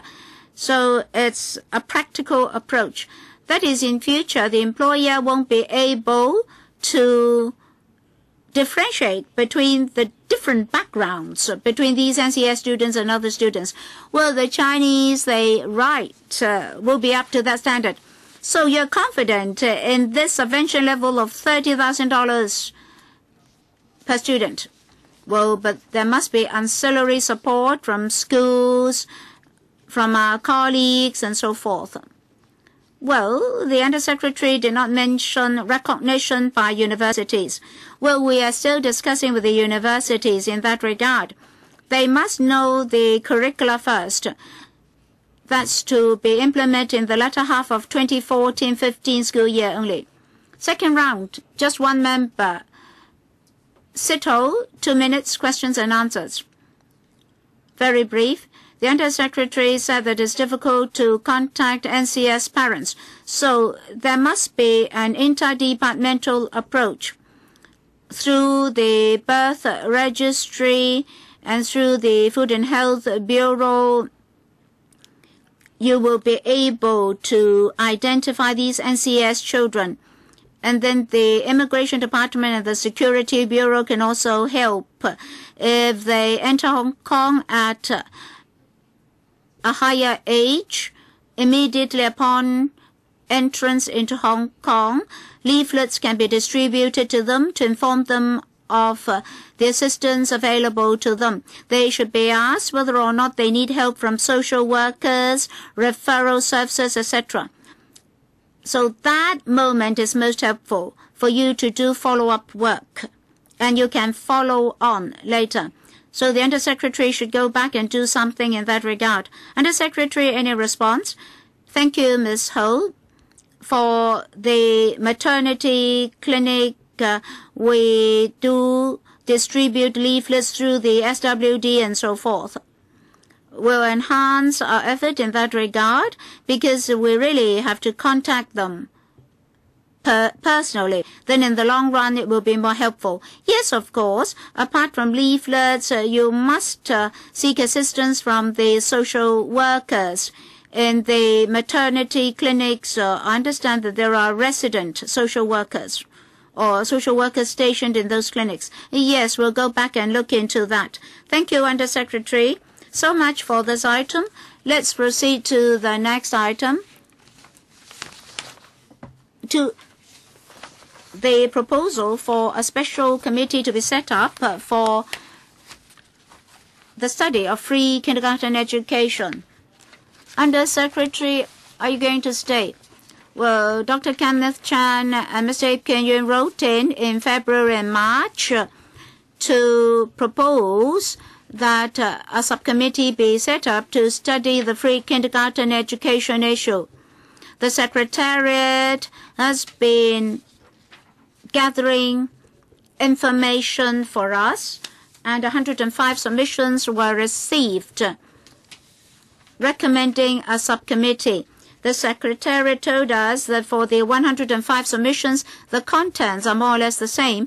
Well, I think the proposals are already set out in the emails to members. The Bureau submitted a paper to us. It is paper 557-01, which is for reference. I believe members have all read it. We propose this subcommittee, which will duplicate with the Committee on Free Kindergarten Education set up by the government. So the government asked whether the panel can consider the final report of the Committee on Free Kindergarten Education first before deliberating on the issue of setting up a subcommittee to study free kindergarten education under this panel. The Secretariat has passed some information to me. I would like members to note those information. If today members endorse the setting up of this subcommittee, then members should understand that under the rules of procedure, at any one time, only 10 subcommittees can exist. At the moment, all the 10 slots are filled. No more can be entertained at this juncture. So if today we endorse the setting up of a subcommittee, some other committees will have to go. Some subcommittees have been set up for more than a year. They have to ask for extension. Dr. Fernando Cheung's subcommittee on integrated education also asked for an extension, but in vain. And then there's another subcommittee on the WKCD.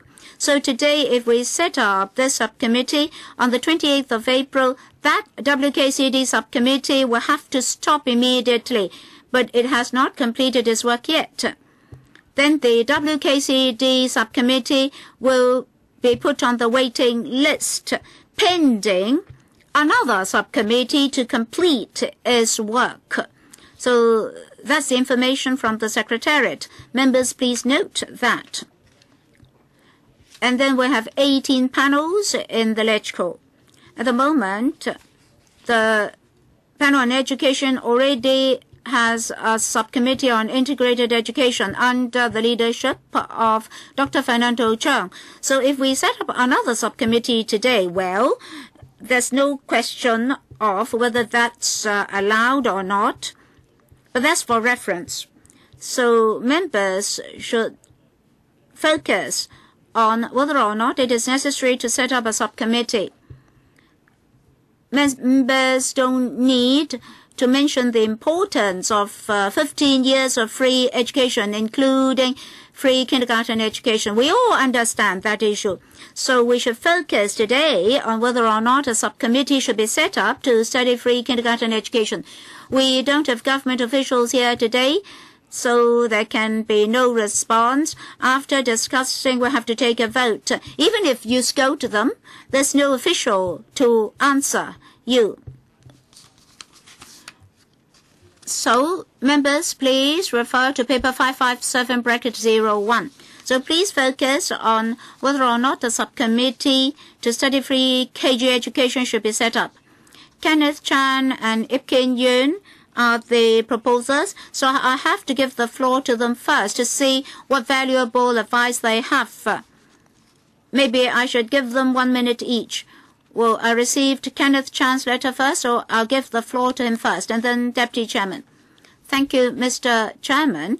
The recent example of the kindergarten in Tin Shui Wai indicated that we are facing a number of major challenges today. For Mr. Moses Cheng's committee, we met him twice and we did read the draft report. But there's a lack of transparency on the part of that committee. There's no in-depth discussion with the public. The objective must be to provide quality 15-year free education. But apparently they're only discussing provisional education vouchers. And very few members of the education sector have been participating. So low degree of participation, low transparency. That's why we need a subcommittee to study 15-year free education. Of course, we'll have our views and members of the public can judge for themselves. Deputy Chairman, Mr. IP Kin-yuen. Mr. Chairman, coincidentally, both Dr. Candace Chan and I suggest that a subcommittee be set up to study free kindergarten education. Well, I think this indicates the significance of the issue. Up there in the public gallery, you see the KG education workers. They are appealing earnestly for quality, free preschool education for our young children. Why is it that the government is rejecting our suggestion, saying that it is a duplication of the government's effort? If the government's committee has made good progress, has got a high degree of participation on the part of the education sector, and a high degree of public engagement, we will support the government's committee. But that's not the case. We need a subcommittee to supervise the government such that it will do its work well. All right? Members who want to speak, the clerk will take down your names. Chang Kwok-chi, Leung Yiu-chung, Helena Wong, and then who else? Wu Chi-wai? Wu Chi-wai first. Chen Chi-chin, have you raised your hand? Well, I saw your gestures. Read out the names. Chang Kwok-chi, Leung Yiu-chung, Helen Lau Wong, Wu Chi-wai, Fernando Zhang, IP Kin-yuen, Sit Ho. Kenneth Chen, are you going to speak or not? I want to find out the total number of members and then I will allocate time. Thank you for your inquiry. I hope we can really control time and let this motion pass as soon as possible. All right, Chang Kwok-chi, Leung Yiu-chung, Helena Wong, Wu Chi-wai, Fernando Zhang, Sit Ho. Any more members would like to speak? 2 minutes each. Mr. Chang Kwok-chi.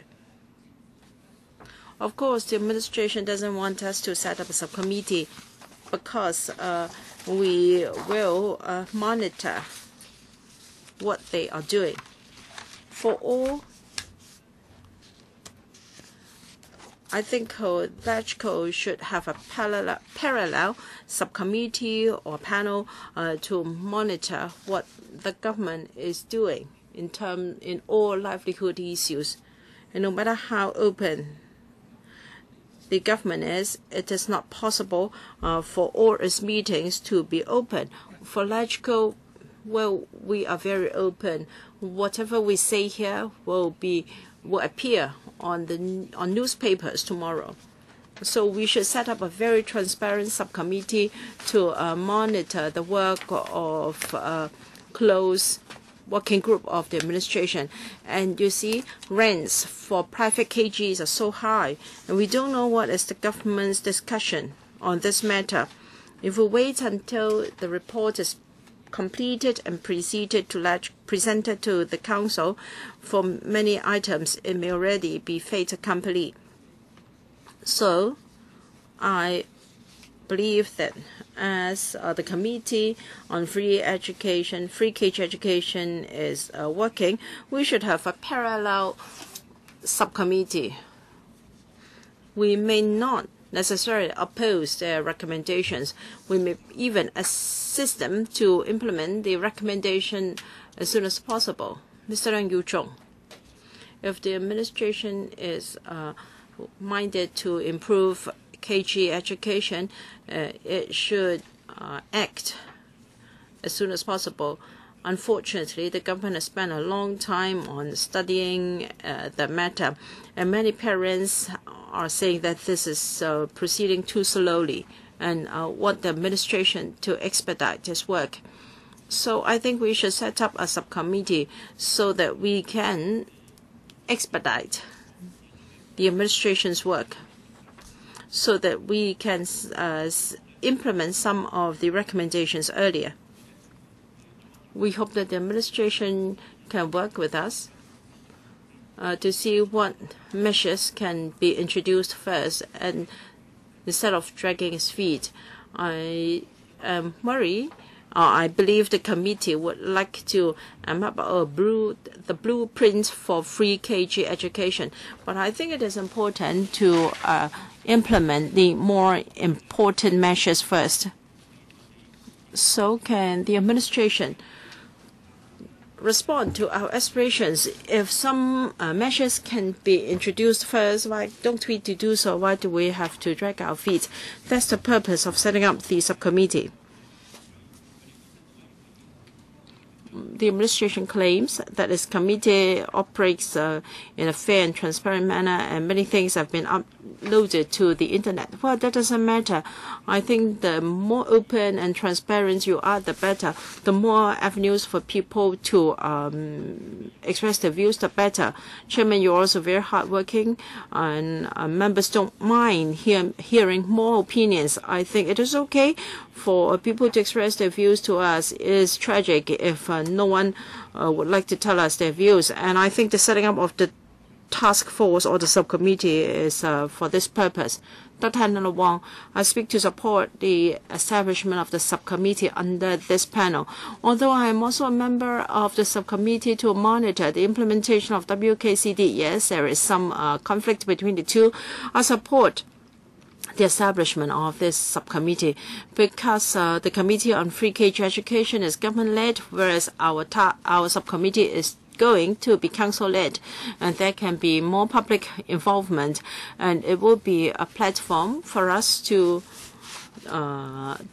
complement the government's work, and we can enhance public scrutiny.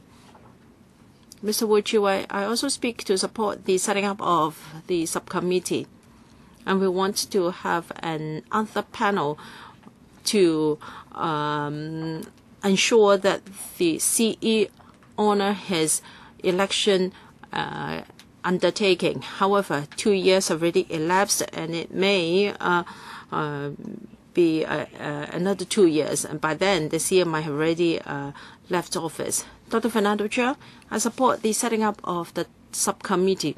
The government has lots of committees. They have the Poverty Commission, and we have a subcommittee on a similar theme, and they have the WKCD authority, and we also have a subcommittee to monitor the WKCD, but it may be suspended soon. And then free kindergarten education is also important. We're worried that the government may go back on its work as far as 15 years of free education is concerned. Mr. Ho, I would like to respond to a submission by Professor Lee from Hong Kong U tabled today. Yes, we have every respect for academics, but now here it says that LegCo is going to have another group copycat, and where will the members come from? I think Professor Lee can rest assured we have our own members in this council to be members of the subcommittee. Now I'm very worried that academic should be very professional in doing research. How come its common sense is comparable to a primary school kid? Yes, we do not doubt the expertise of the academia, but very often they have the administration pulling wool over their eyes. Well, we want to keep an eye on the Committee on Free KG Education. Frankly speaking, I think we are more experienced in monitoring the government than academics. So I ask academics not to worry. We're not going to compete with the government's committee. We're going to complement its work. Dr. Priscilla Leung, well, you talked about the possible scenario if this subcommittee is going to be set up. First, I'd like to ascertain whether our subcommittee will not affect the work of the government's committee. Secondly, can the Secretariat help us to refresh our memory? I think we were unanimous in the last term. I think most political parties or groups were supportive of 15 years of free education. I think there was such a debate in the Council. It's better to have a committee on free KG education. And I think many people shared view, including myself, that it may be superfluous to have another subcommittee here. Well, because our positions might be affected by politics and our political convictions. I think it was decided that we supported a committee by the administration with a broad representativeness, and I'm still not convinced as to why we should set up our own subcommittee. I think we spent a lot of time to discuss the proposal by the administration to set up the committee. So I'd like to consider the negative impacts. So I'd like to know whether the only adverse impact is duplication of resources. So you are late, Dr. Priscilla Leung. I hope next time you can be more punctual. I don't want to repeat my remarks. No, I was upstairs. I heard every word you said. Well, I did not mention adverse impacts. Mr. Abraham Sheikh will be the last speaker, and then I will summarize, or rather, I will repeat my remarks. Dr. Priscilla Leung has made a very good point. All impacts are bound to have their up and down side, whereas in this committee or in this panel, everything is under the sunlight, and I think we can do everything with our eyes open. I support the establishment of this subcommittee because we have a similar setup for poverty alleviation, WKCD, and other matters. So I think we should set up a subcommittee on 15 years of free education. Things can be done in parallel, and I think it is better to have more views. I support this proposal. All right. I hope members don't mind. I'm repeating my words. In February and March, Dr. Kenneth Chen and Mr. Kin-yuen wrote to me respectively to ask for set of the subcommittee.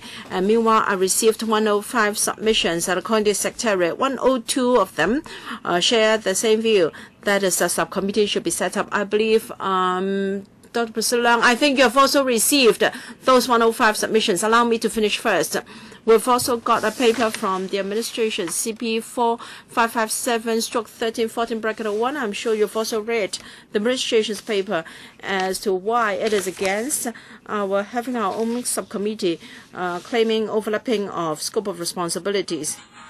All right, we have information from the Secretariat, and I think we should note Secretariat's comments. According to our rules of procedure, we can only have 10 subcommittees in action, and all the slots are fully taken up. So if this task force or if this subcommittee is set up, then one has to stop operation at once, one of which is the subcommittee on implementation or to monitor the implementation of the WKCD. It has to stop operation on the 28th of April, and it has to join the waiting list again. That is our ROP. This is not about adverse or positive impacts, because at any one time only 10 subcommittees can be in action, because we have 18 panels, and under this education panel we have a subcommittee under the chairmanship of Dr. Fernando Zheng on integration education. So we will have 2 subcommittees under this panel, if this proposal is passed, there is no negative or positive impacts. I just have the responsibility to relate the secretariat's information to you all. Priscilla. Then I think we have discussed with members of the working group of WKCD, they would like to continue operation. So I think at this stage it's hard for me to support another subcommittee because I believe the subcommittee on WKCD should continue its operation. So I think we should indicate our position on this. Okay. And I can give you a further piece of information. Assuming that this subcommittee is set up, members can also agree to delay the activation of the working group because the subcommittee on integration education will lapse in end September. Now, if we decide to set up the subcommittee on KG education, we can wait until the end of September when Dr. Fernando Zhang's task force, subcommittee, will end its term. All right, assuming that we agree to set up the subcommittee, what if we defer its activation until the end of September so that there won't be more than 10 subcommittees in activation? And I don't think that will affect the subcommittee on WKCD or Dr. Fernando Zhang's subcommittee. But of course, if this proposal is not passed, we won't have a problem. So will members agree that we start our work in only after late September? Mr. Fernando Zhang, can we ask the subcommittee on integrated education to take up this theme as well? No. They have started working for a long time, and I think the terms of reference is also very different. Can we ask for the permission of the HC? No. Priscilla Leung. As a member representing WK, I must say that we want the subcommittee on WKCD to continue its operation. After that subcommittee has completed its work, I can agree that we set up this subcommittee, so that will be a perfect solution. All right, the proposal today is to set up a subcommittee to study free kindergarten education. All right, a subcommittee to be set up. Do you agree? Do you agree? All right, unanimously agreed. Then we don't need to vote by a show of hands. All right, then I would like to take this opportunity to ask you, in order not to affect other subcommittees and in order to avoid having the Secretariat doing extra work, can we defer the establishment of this subcommittee to September? Kenneth Chan? In fact, I did have some sharing with our colleagues. We know that our resources are not unlimited. We know we have a queuing up system. We did not discuss this issue with those friends from the education sector sitting upstairs. Perhaps we should refer this to you and the Deputy Chairman to seek a most effective way to complete our task. We'll talk to Fernando Zhang as well, because he is also a member of this panel and the chairman of the Subcommittee on Integrated Education. Mr. Abraham Sheikh, can we ask for more information from the administration, such that at the individual level we can also monitor the government? We don't need to wait till the report comes. Otherwise, we may not have enough time to hold meetings. In the interim, I don't mind reading more papers. Well, agreed. Abraham Sheikh, in the past, we did invite the administration to come to report to us. But of course, their report did not satisfy some of our members. That's why we have the suggestion to set up a subcommittee. All right, if there's no objection from members, I'll accept Kenneth Chan's proposal. Well, what do you want? Don't propose something else? Well, I'm not proposing something else. I just want to see clarification from you, Chairman. Is it that we can agree to have the subcommittee set up in September? Well, I think Kenneth Chan's suggestion is very pragmatic. Now, today we've agreed to set up a subcommittee, but that will affect some other subcommittees, the one on WKCD, the one on integrated education, etc. I think I'll discuss with the chairman to see how we can work concurrently. We don't want this new subcommittee to impact on the work of other subcommittees. Otherwise, we'll inconvenience them. So should we start from the 1st of September or the 15th of September? Anyway, we can work out the details. Well, so long as it's between the 1st and the 30th of September, all of us here will agree, even for those sitting in the public gallery. Well, I speak in support of your suggestion. All right, very good. So next item on the agenda, 2 special schools at Site 5C5, Kai Tak Development, Kowloon. May I ask Mr. Kin-yuen, the Undersecretary for Education, to enter the room? Well, I'm the acting chairman. Who would like to speak? Chang Kwok-chi, Fernando Cheung, Kenneth Chan. 3. Who else? How much time do we have for this item? 25 minutes.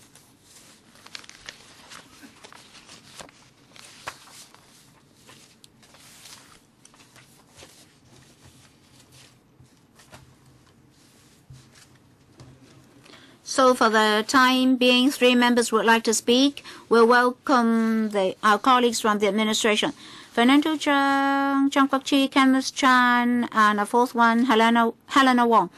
4 minutes each, all right? Oh, Sit Ho as well. First, Dr. Fernando Cheung. Oh, sorry, I'd like to invite the Undersecretary to brief us on the paper. Mr. Chairman, we propose to, in Site 5C5, Kai Tak Development, Kowloon, the construction of 2 special schools to reinstate or reprovision the Polang Kok Anita L.L. Chan Centenary School and Kin-yuen School. I don't think I need to tell the details. With members' consent,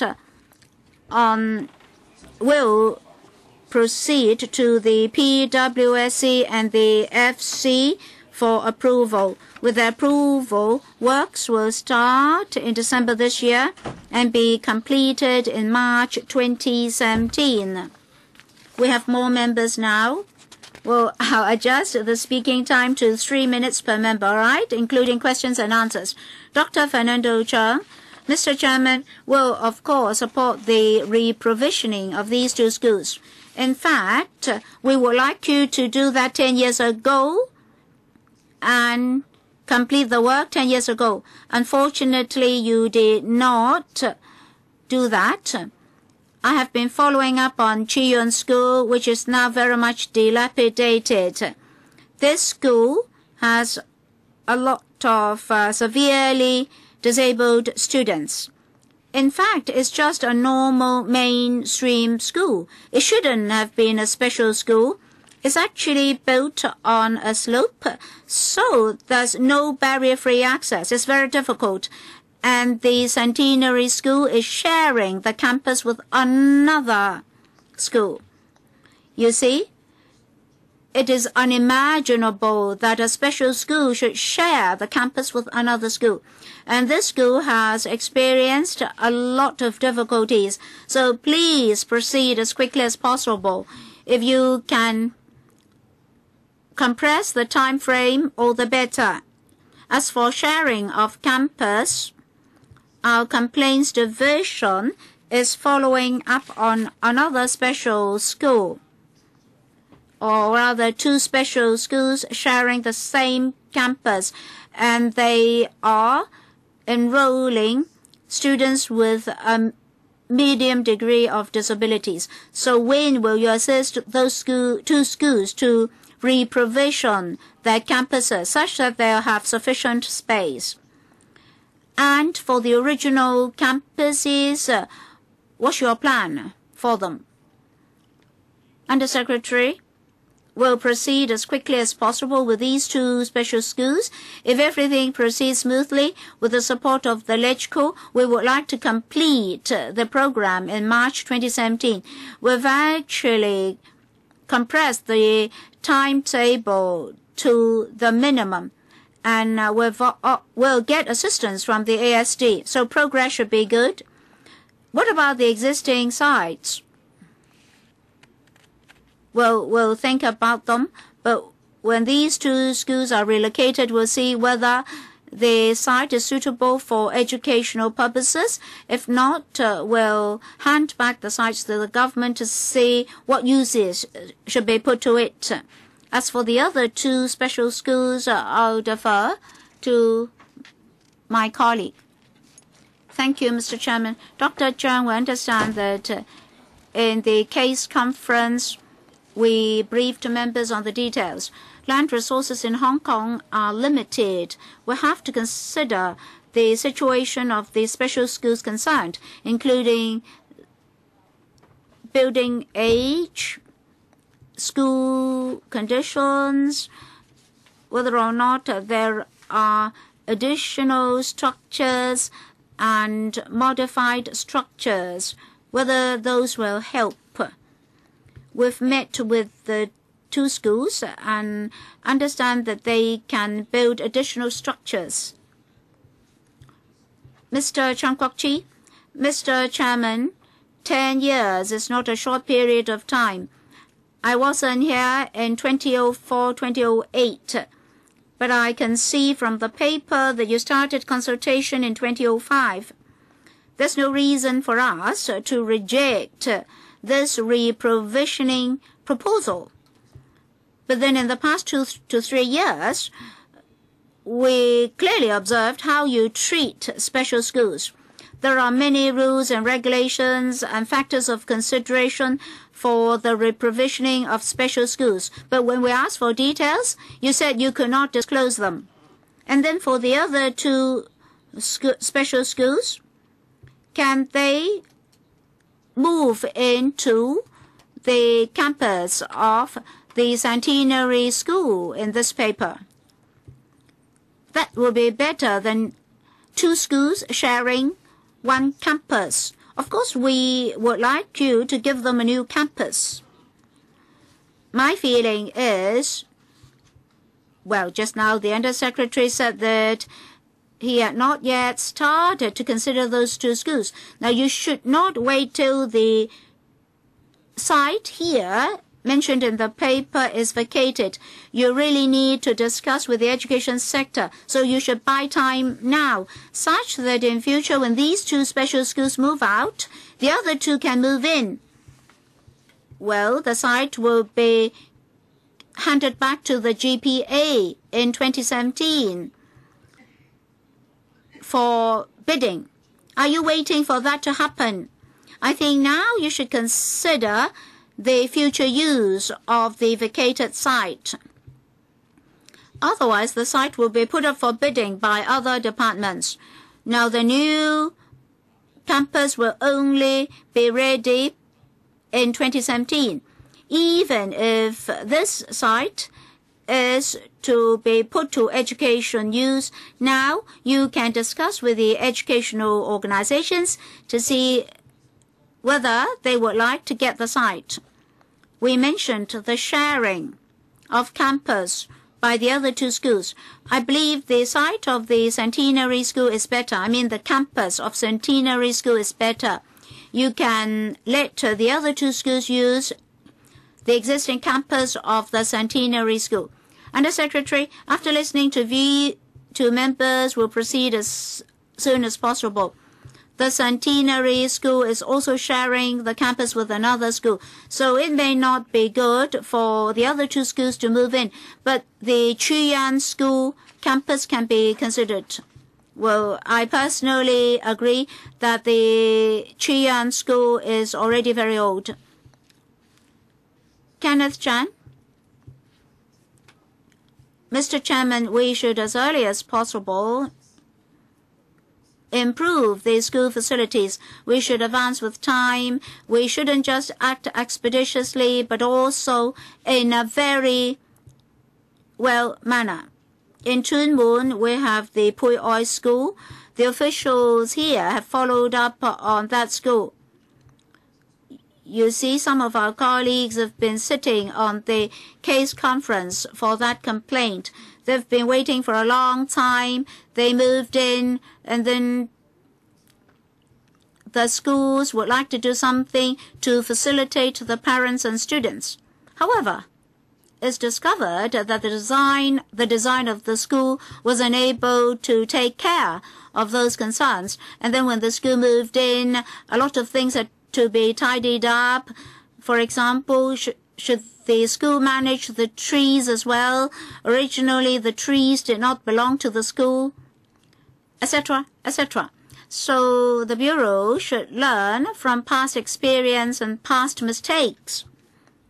Otherwise, school sponsoring bodies that had been waiting for a long time will face new problems when they move in the new campus. I hope that in future, the LegCo no longer needs to conduct case conferences related to complaints from school sponsors. Besides, if possible, the Bureau should furnish us with more information. We're told that there's a lack of 160 places for autistic students, which are to increase to 270 in 2018-19. So we would like to know the distribution of such places in different districts, such that in future we'll have a clear picture, a full picture. Now, on Kai Tak Development Area, these two schools are to be relocated to Kowloon West. So we would like to know the situation of all districts in Hong Kong. So if the Bureau cannot give us the information now, please give us the information later. Under Secretary, yes, I've heard the case referred to by Professor Chen. From the government's point of view, as far as I know, we have been discussing with the school, and we are aware of the plans, so on and so forth. Whether there is any room for improvement, yes, I think we will certainly learn from this experience and do a better job next time. Regarding figures in other districts, you would like to know the supply and demand of places in different districts. Yes, yes, because in the paper you've told us the shortfall in different districts, and therefore you have to reserve a demand for the construction of these two schools. But what about other districts? Yes, some information for Mr. Chen. The provision of special school places is not on a district basis. Rather, we have got 7 major regions. So this time is relocation from Kowloon to another site in Kowloon. And in the paper, we'll talk about the situation in Kowloon. We know for schools for the moderately mentally retarded, we still have a shortfall in places. I think Mr. Chen is asking whether you can provide information for different districts after the meeting. You talk about other districts. All right. I respect the administration's policy arrangement. If you're using 7 big regions, of course, I won't ask you to change, but I hope that we will know what the situation for each district. Okay, we'll certainly do so. Dr. Helena Wang. Yes, I support the provisioning of the 2 special schools in that region. However, I'm concerned about para 4, and that is traffic and transport arrangements in the vicinity. Most students will take school buses or rehab buses, and you say here that because they will use the parking slots inside the school premises and will not affect Song On Street. Do you know the traffic problems here in Song On Street? There is a shopping mall that sells chocolates. There are many tours from the mainland, and they have coaches back there for passengers to alight. And there is a restaurant that serves such tours. And they have illegal parking and even double parking there. And the problems have not been resolved yet. I've been there a number of times, and a lot of complaints of residents because of mainland visitors there. Falun Gong also have protests there, and the street is very congested. And the transport department has not yet improved the situation. The road is dual-lane two-way traffic. If there are coaches here, I'm afraid that the school buses cannot enter the school premises. Will Song On Street be entirely jammed by coaches holding mainland visitors? Have you done any study? Have you asked about Cato School, which is just in the vicinity? I think they know the traffic situation. Yes, we've discussed with the TD. Road L19 will be widened, and according to the DT, the overall traffic situation is acceptable. And as for Cato Secondary School, we have issued a questionnaire survey to the residents in this district, including the secondary school. We have not received no particular views, so I believe they found it acceptable. And that school has also got boarding places, so we don't have too many students traveling to school every day. And for the school for moderately handicapped children, I don't think there are too many school buses traveling there every day.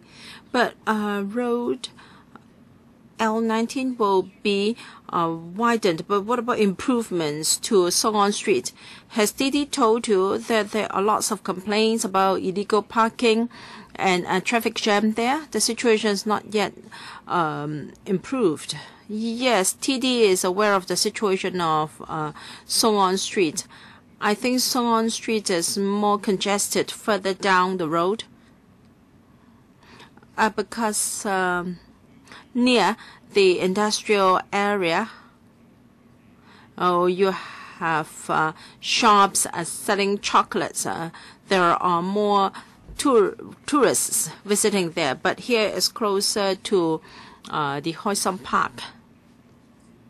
And as far as I know, illegal parking is a little bit better here. I'm not saying that there is no problem, but it's a little bit better.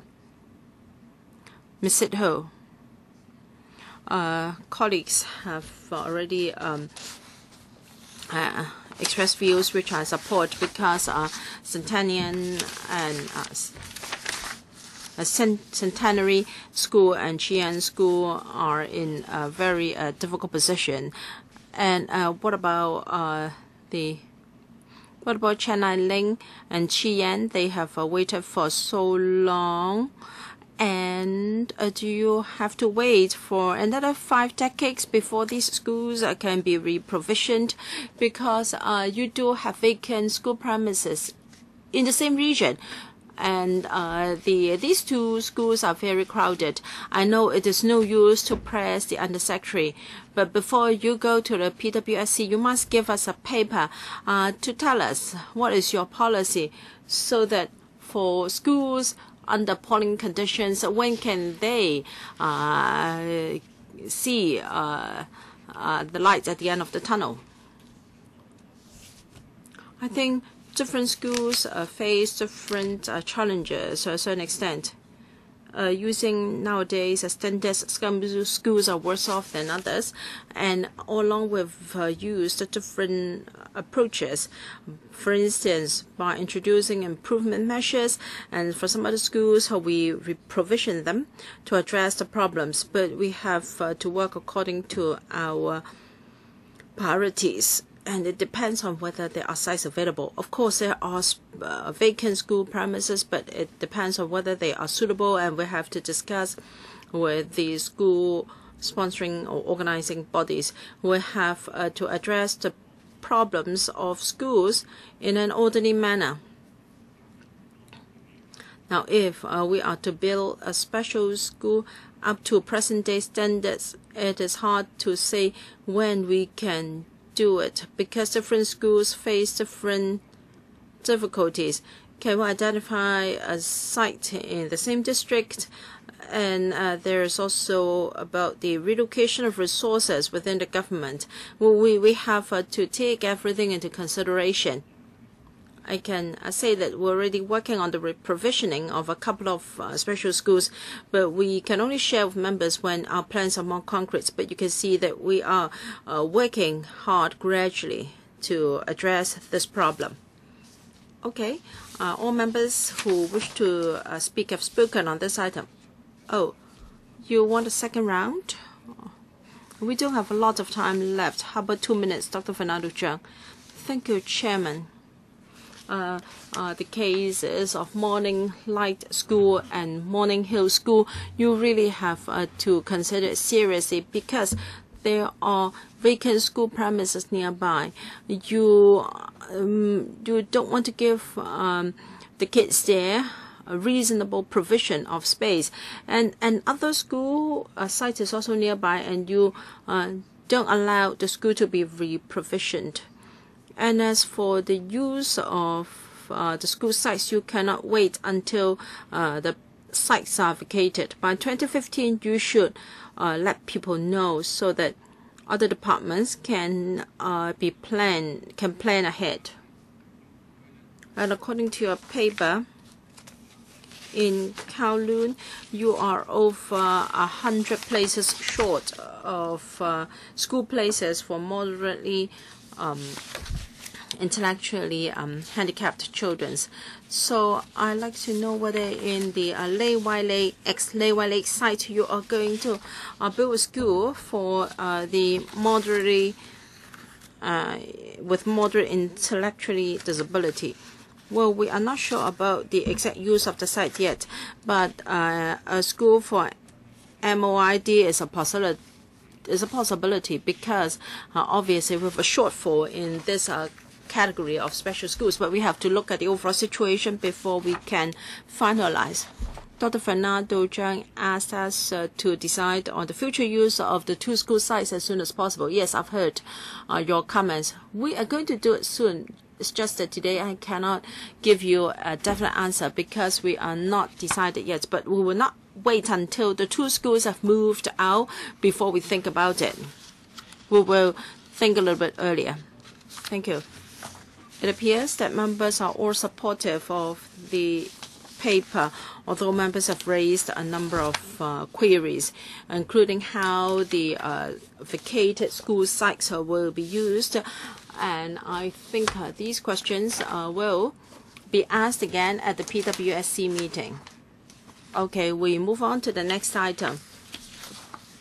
It's also related to build a school for social development for girls at Choi Hing Road, Kwun Tong, Kowloon.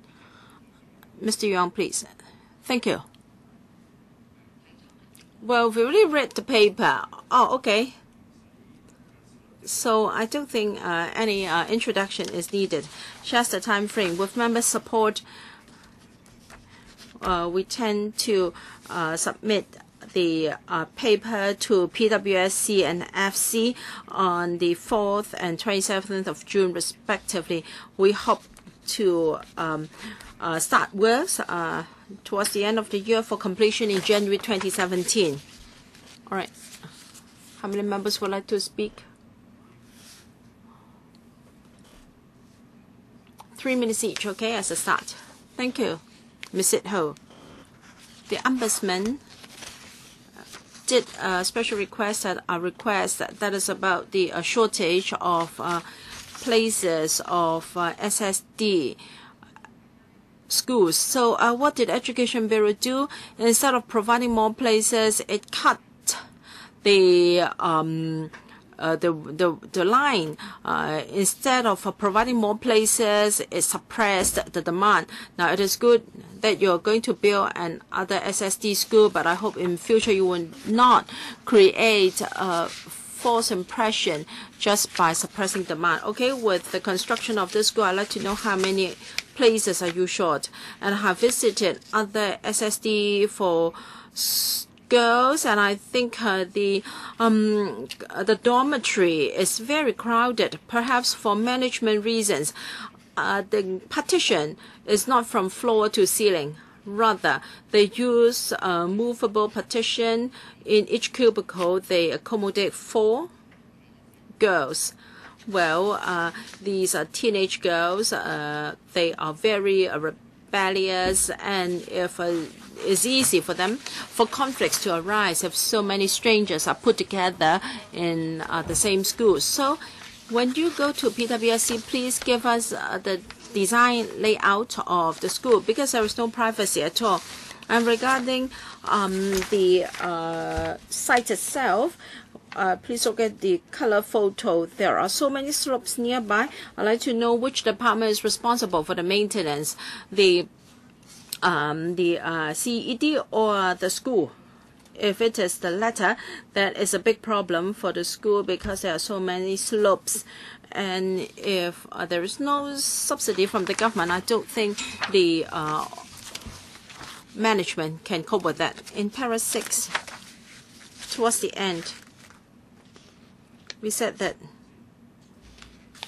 when the new SSD commences operation, then there should be slightly oversupply of places, so on the whole. But this is after they have suppressed the demand, or is it the real situation? Because last time they asked applicants that were on the waiting list for more than a year to leave the waiting list. That doesn't mean that they don't have any demand. Well, we consider the demand according to information we have. We have monitoring the demand. I don't rule the possibility that by the time the school is completed, there may be a change in the supply and demand situation. I can tell you that this is based on information on supply and demand we have now. What about slope maintenance responsibility?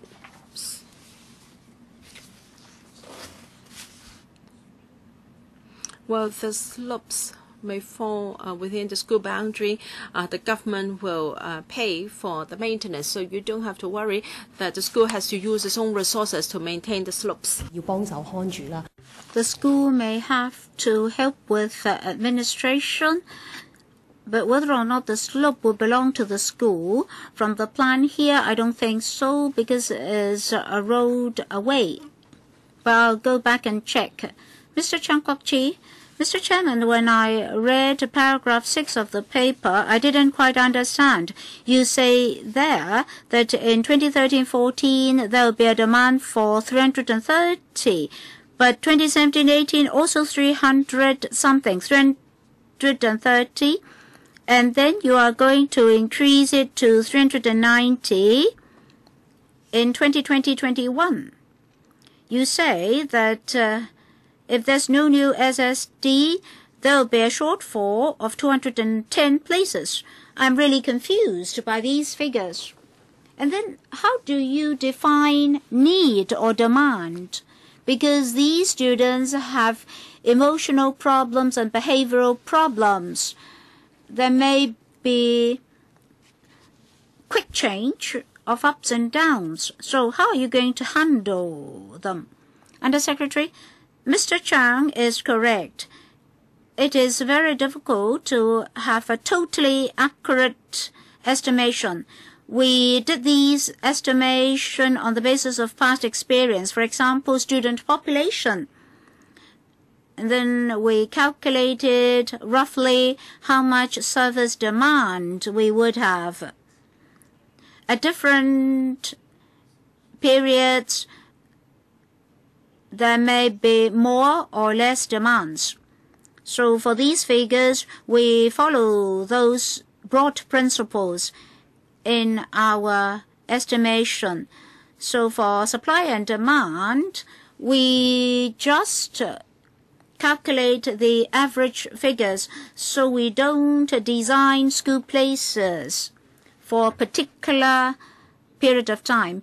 Well, Mr. Chairman, maybe the government should give us the equation for calculation. We all know how to use the equation to do calculation. Take, for example, how many students will there be and how many school places will we need. Now here you say that in 2013-14 is 330, but then in 2017-18 is also 330. You see, students keep entering and leaving. You need to give us the equation for calculation. Don't just tell us that the figure will remain at 330. So the equation is important. Under Secretary, well, Mr. Chairman, I'll explain a simple factor. There are other factors of consideration. Now, for the incumbent students, we considered that figure, and then we also considered the number of students on the waiting list, that is on the queue. So there are different coefficients to consider. Well, the honorable member asks you for a formula or an equation. Well, Mr. Chairman, this is not algebra.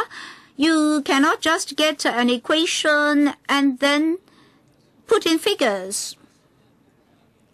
Well, in fact, those figures are all made known to the public. You just give us the equation, then we can fill in the figures. Well, that's actually a method for projection. Can you give us the information? Thank you, Chairman. Let me supplement. For the appropriate age group and student population, why is it that we have more stable figures for these few years? Is because there is a declining trend in terms of student population. Well, I don't think it's possible for you to give us the details here. Perhaps you should tell us whether after the meeting you can give us a method for projection. Give us a clear answer. All right, before the PWSE meeting or in the PWSE paper, we'll explain. Dr. Fernando Cheung, in the Ombudsman's report for 2012, for students with behavioral or emotional problems, it said that the reporting system, the notification system is not perfect.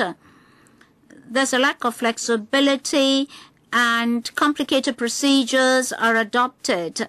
The whole process is time-consuming. Demand is huge with a long waiting time, but at the same time, for a prolonged period of time, there are vacant school places. So that report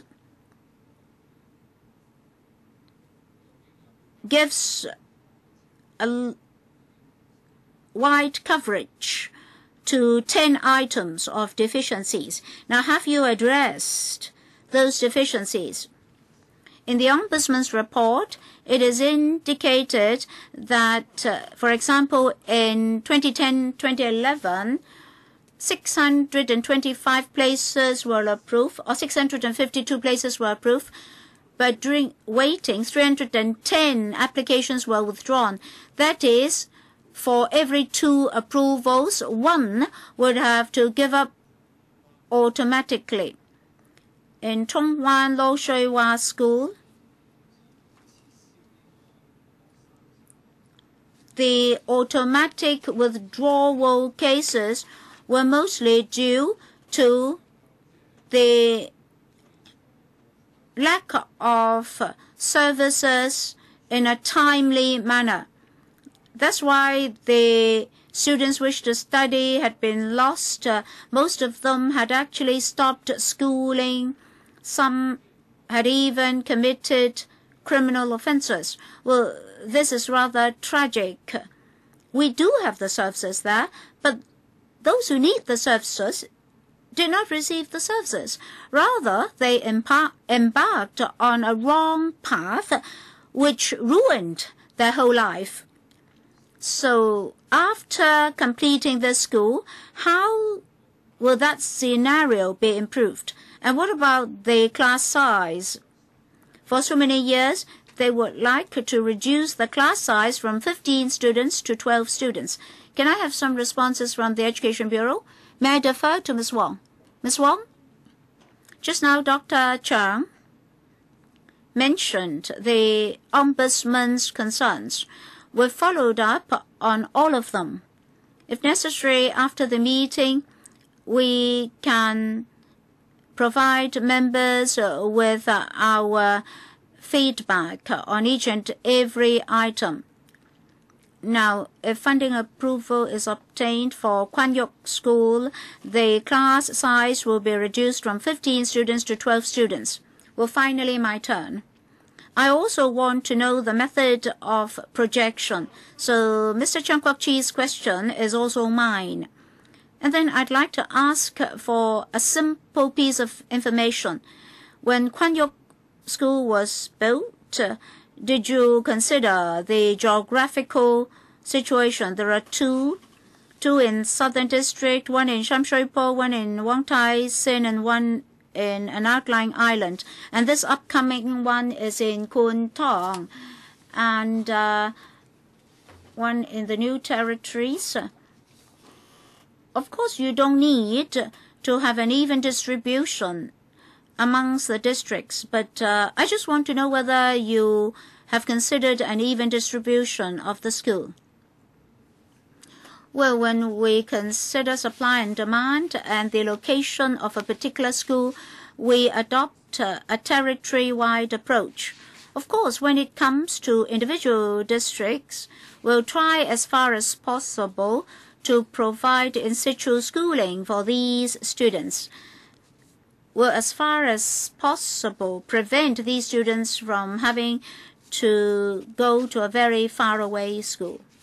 So that's roughly the situation. Members, any more for the second round? If not, from members' remarks just now, apparently we support the proposal. The Bureau can consider the issues raised by members just now, and you have to provide us with some information also. Any other business for this meeting? If not, meeting adjourned. Thank you very much.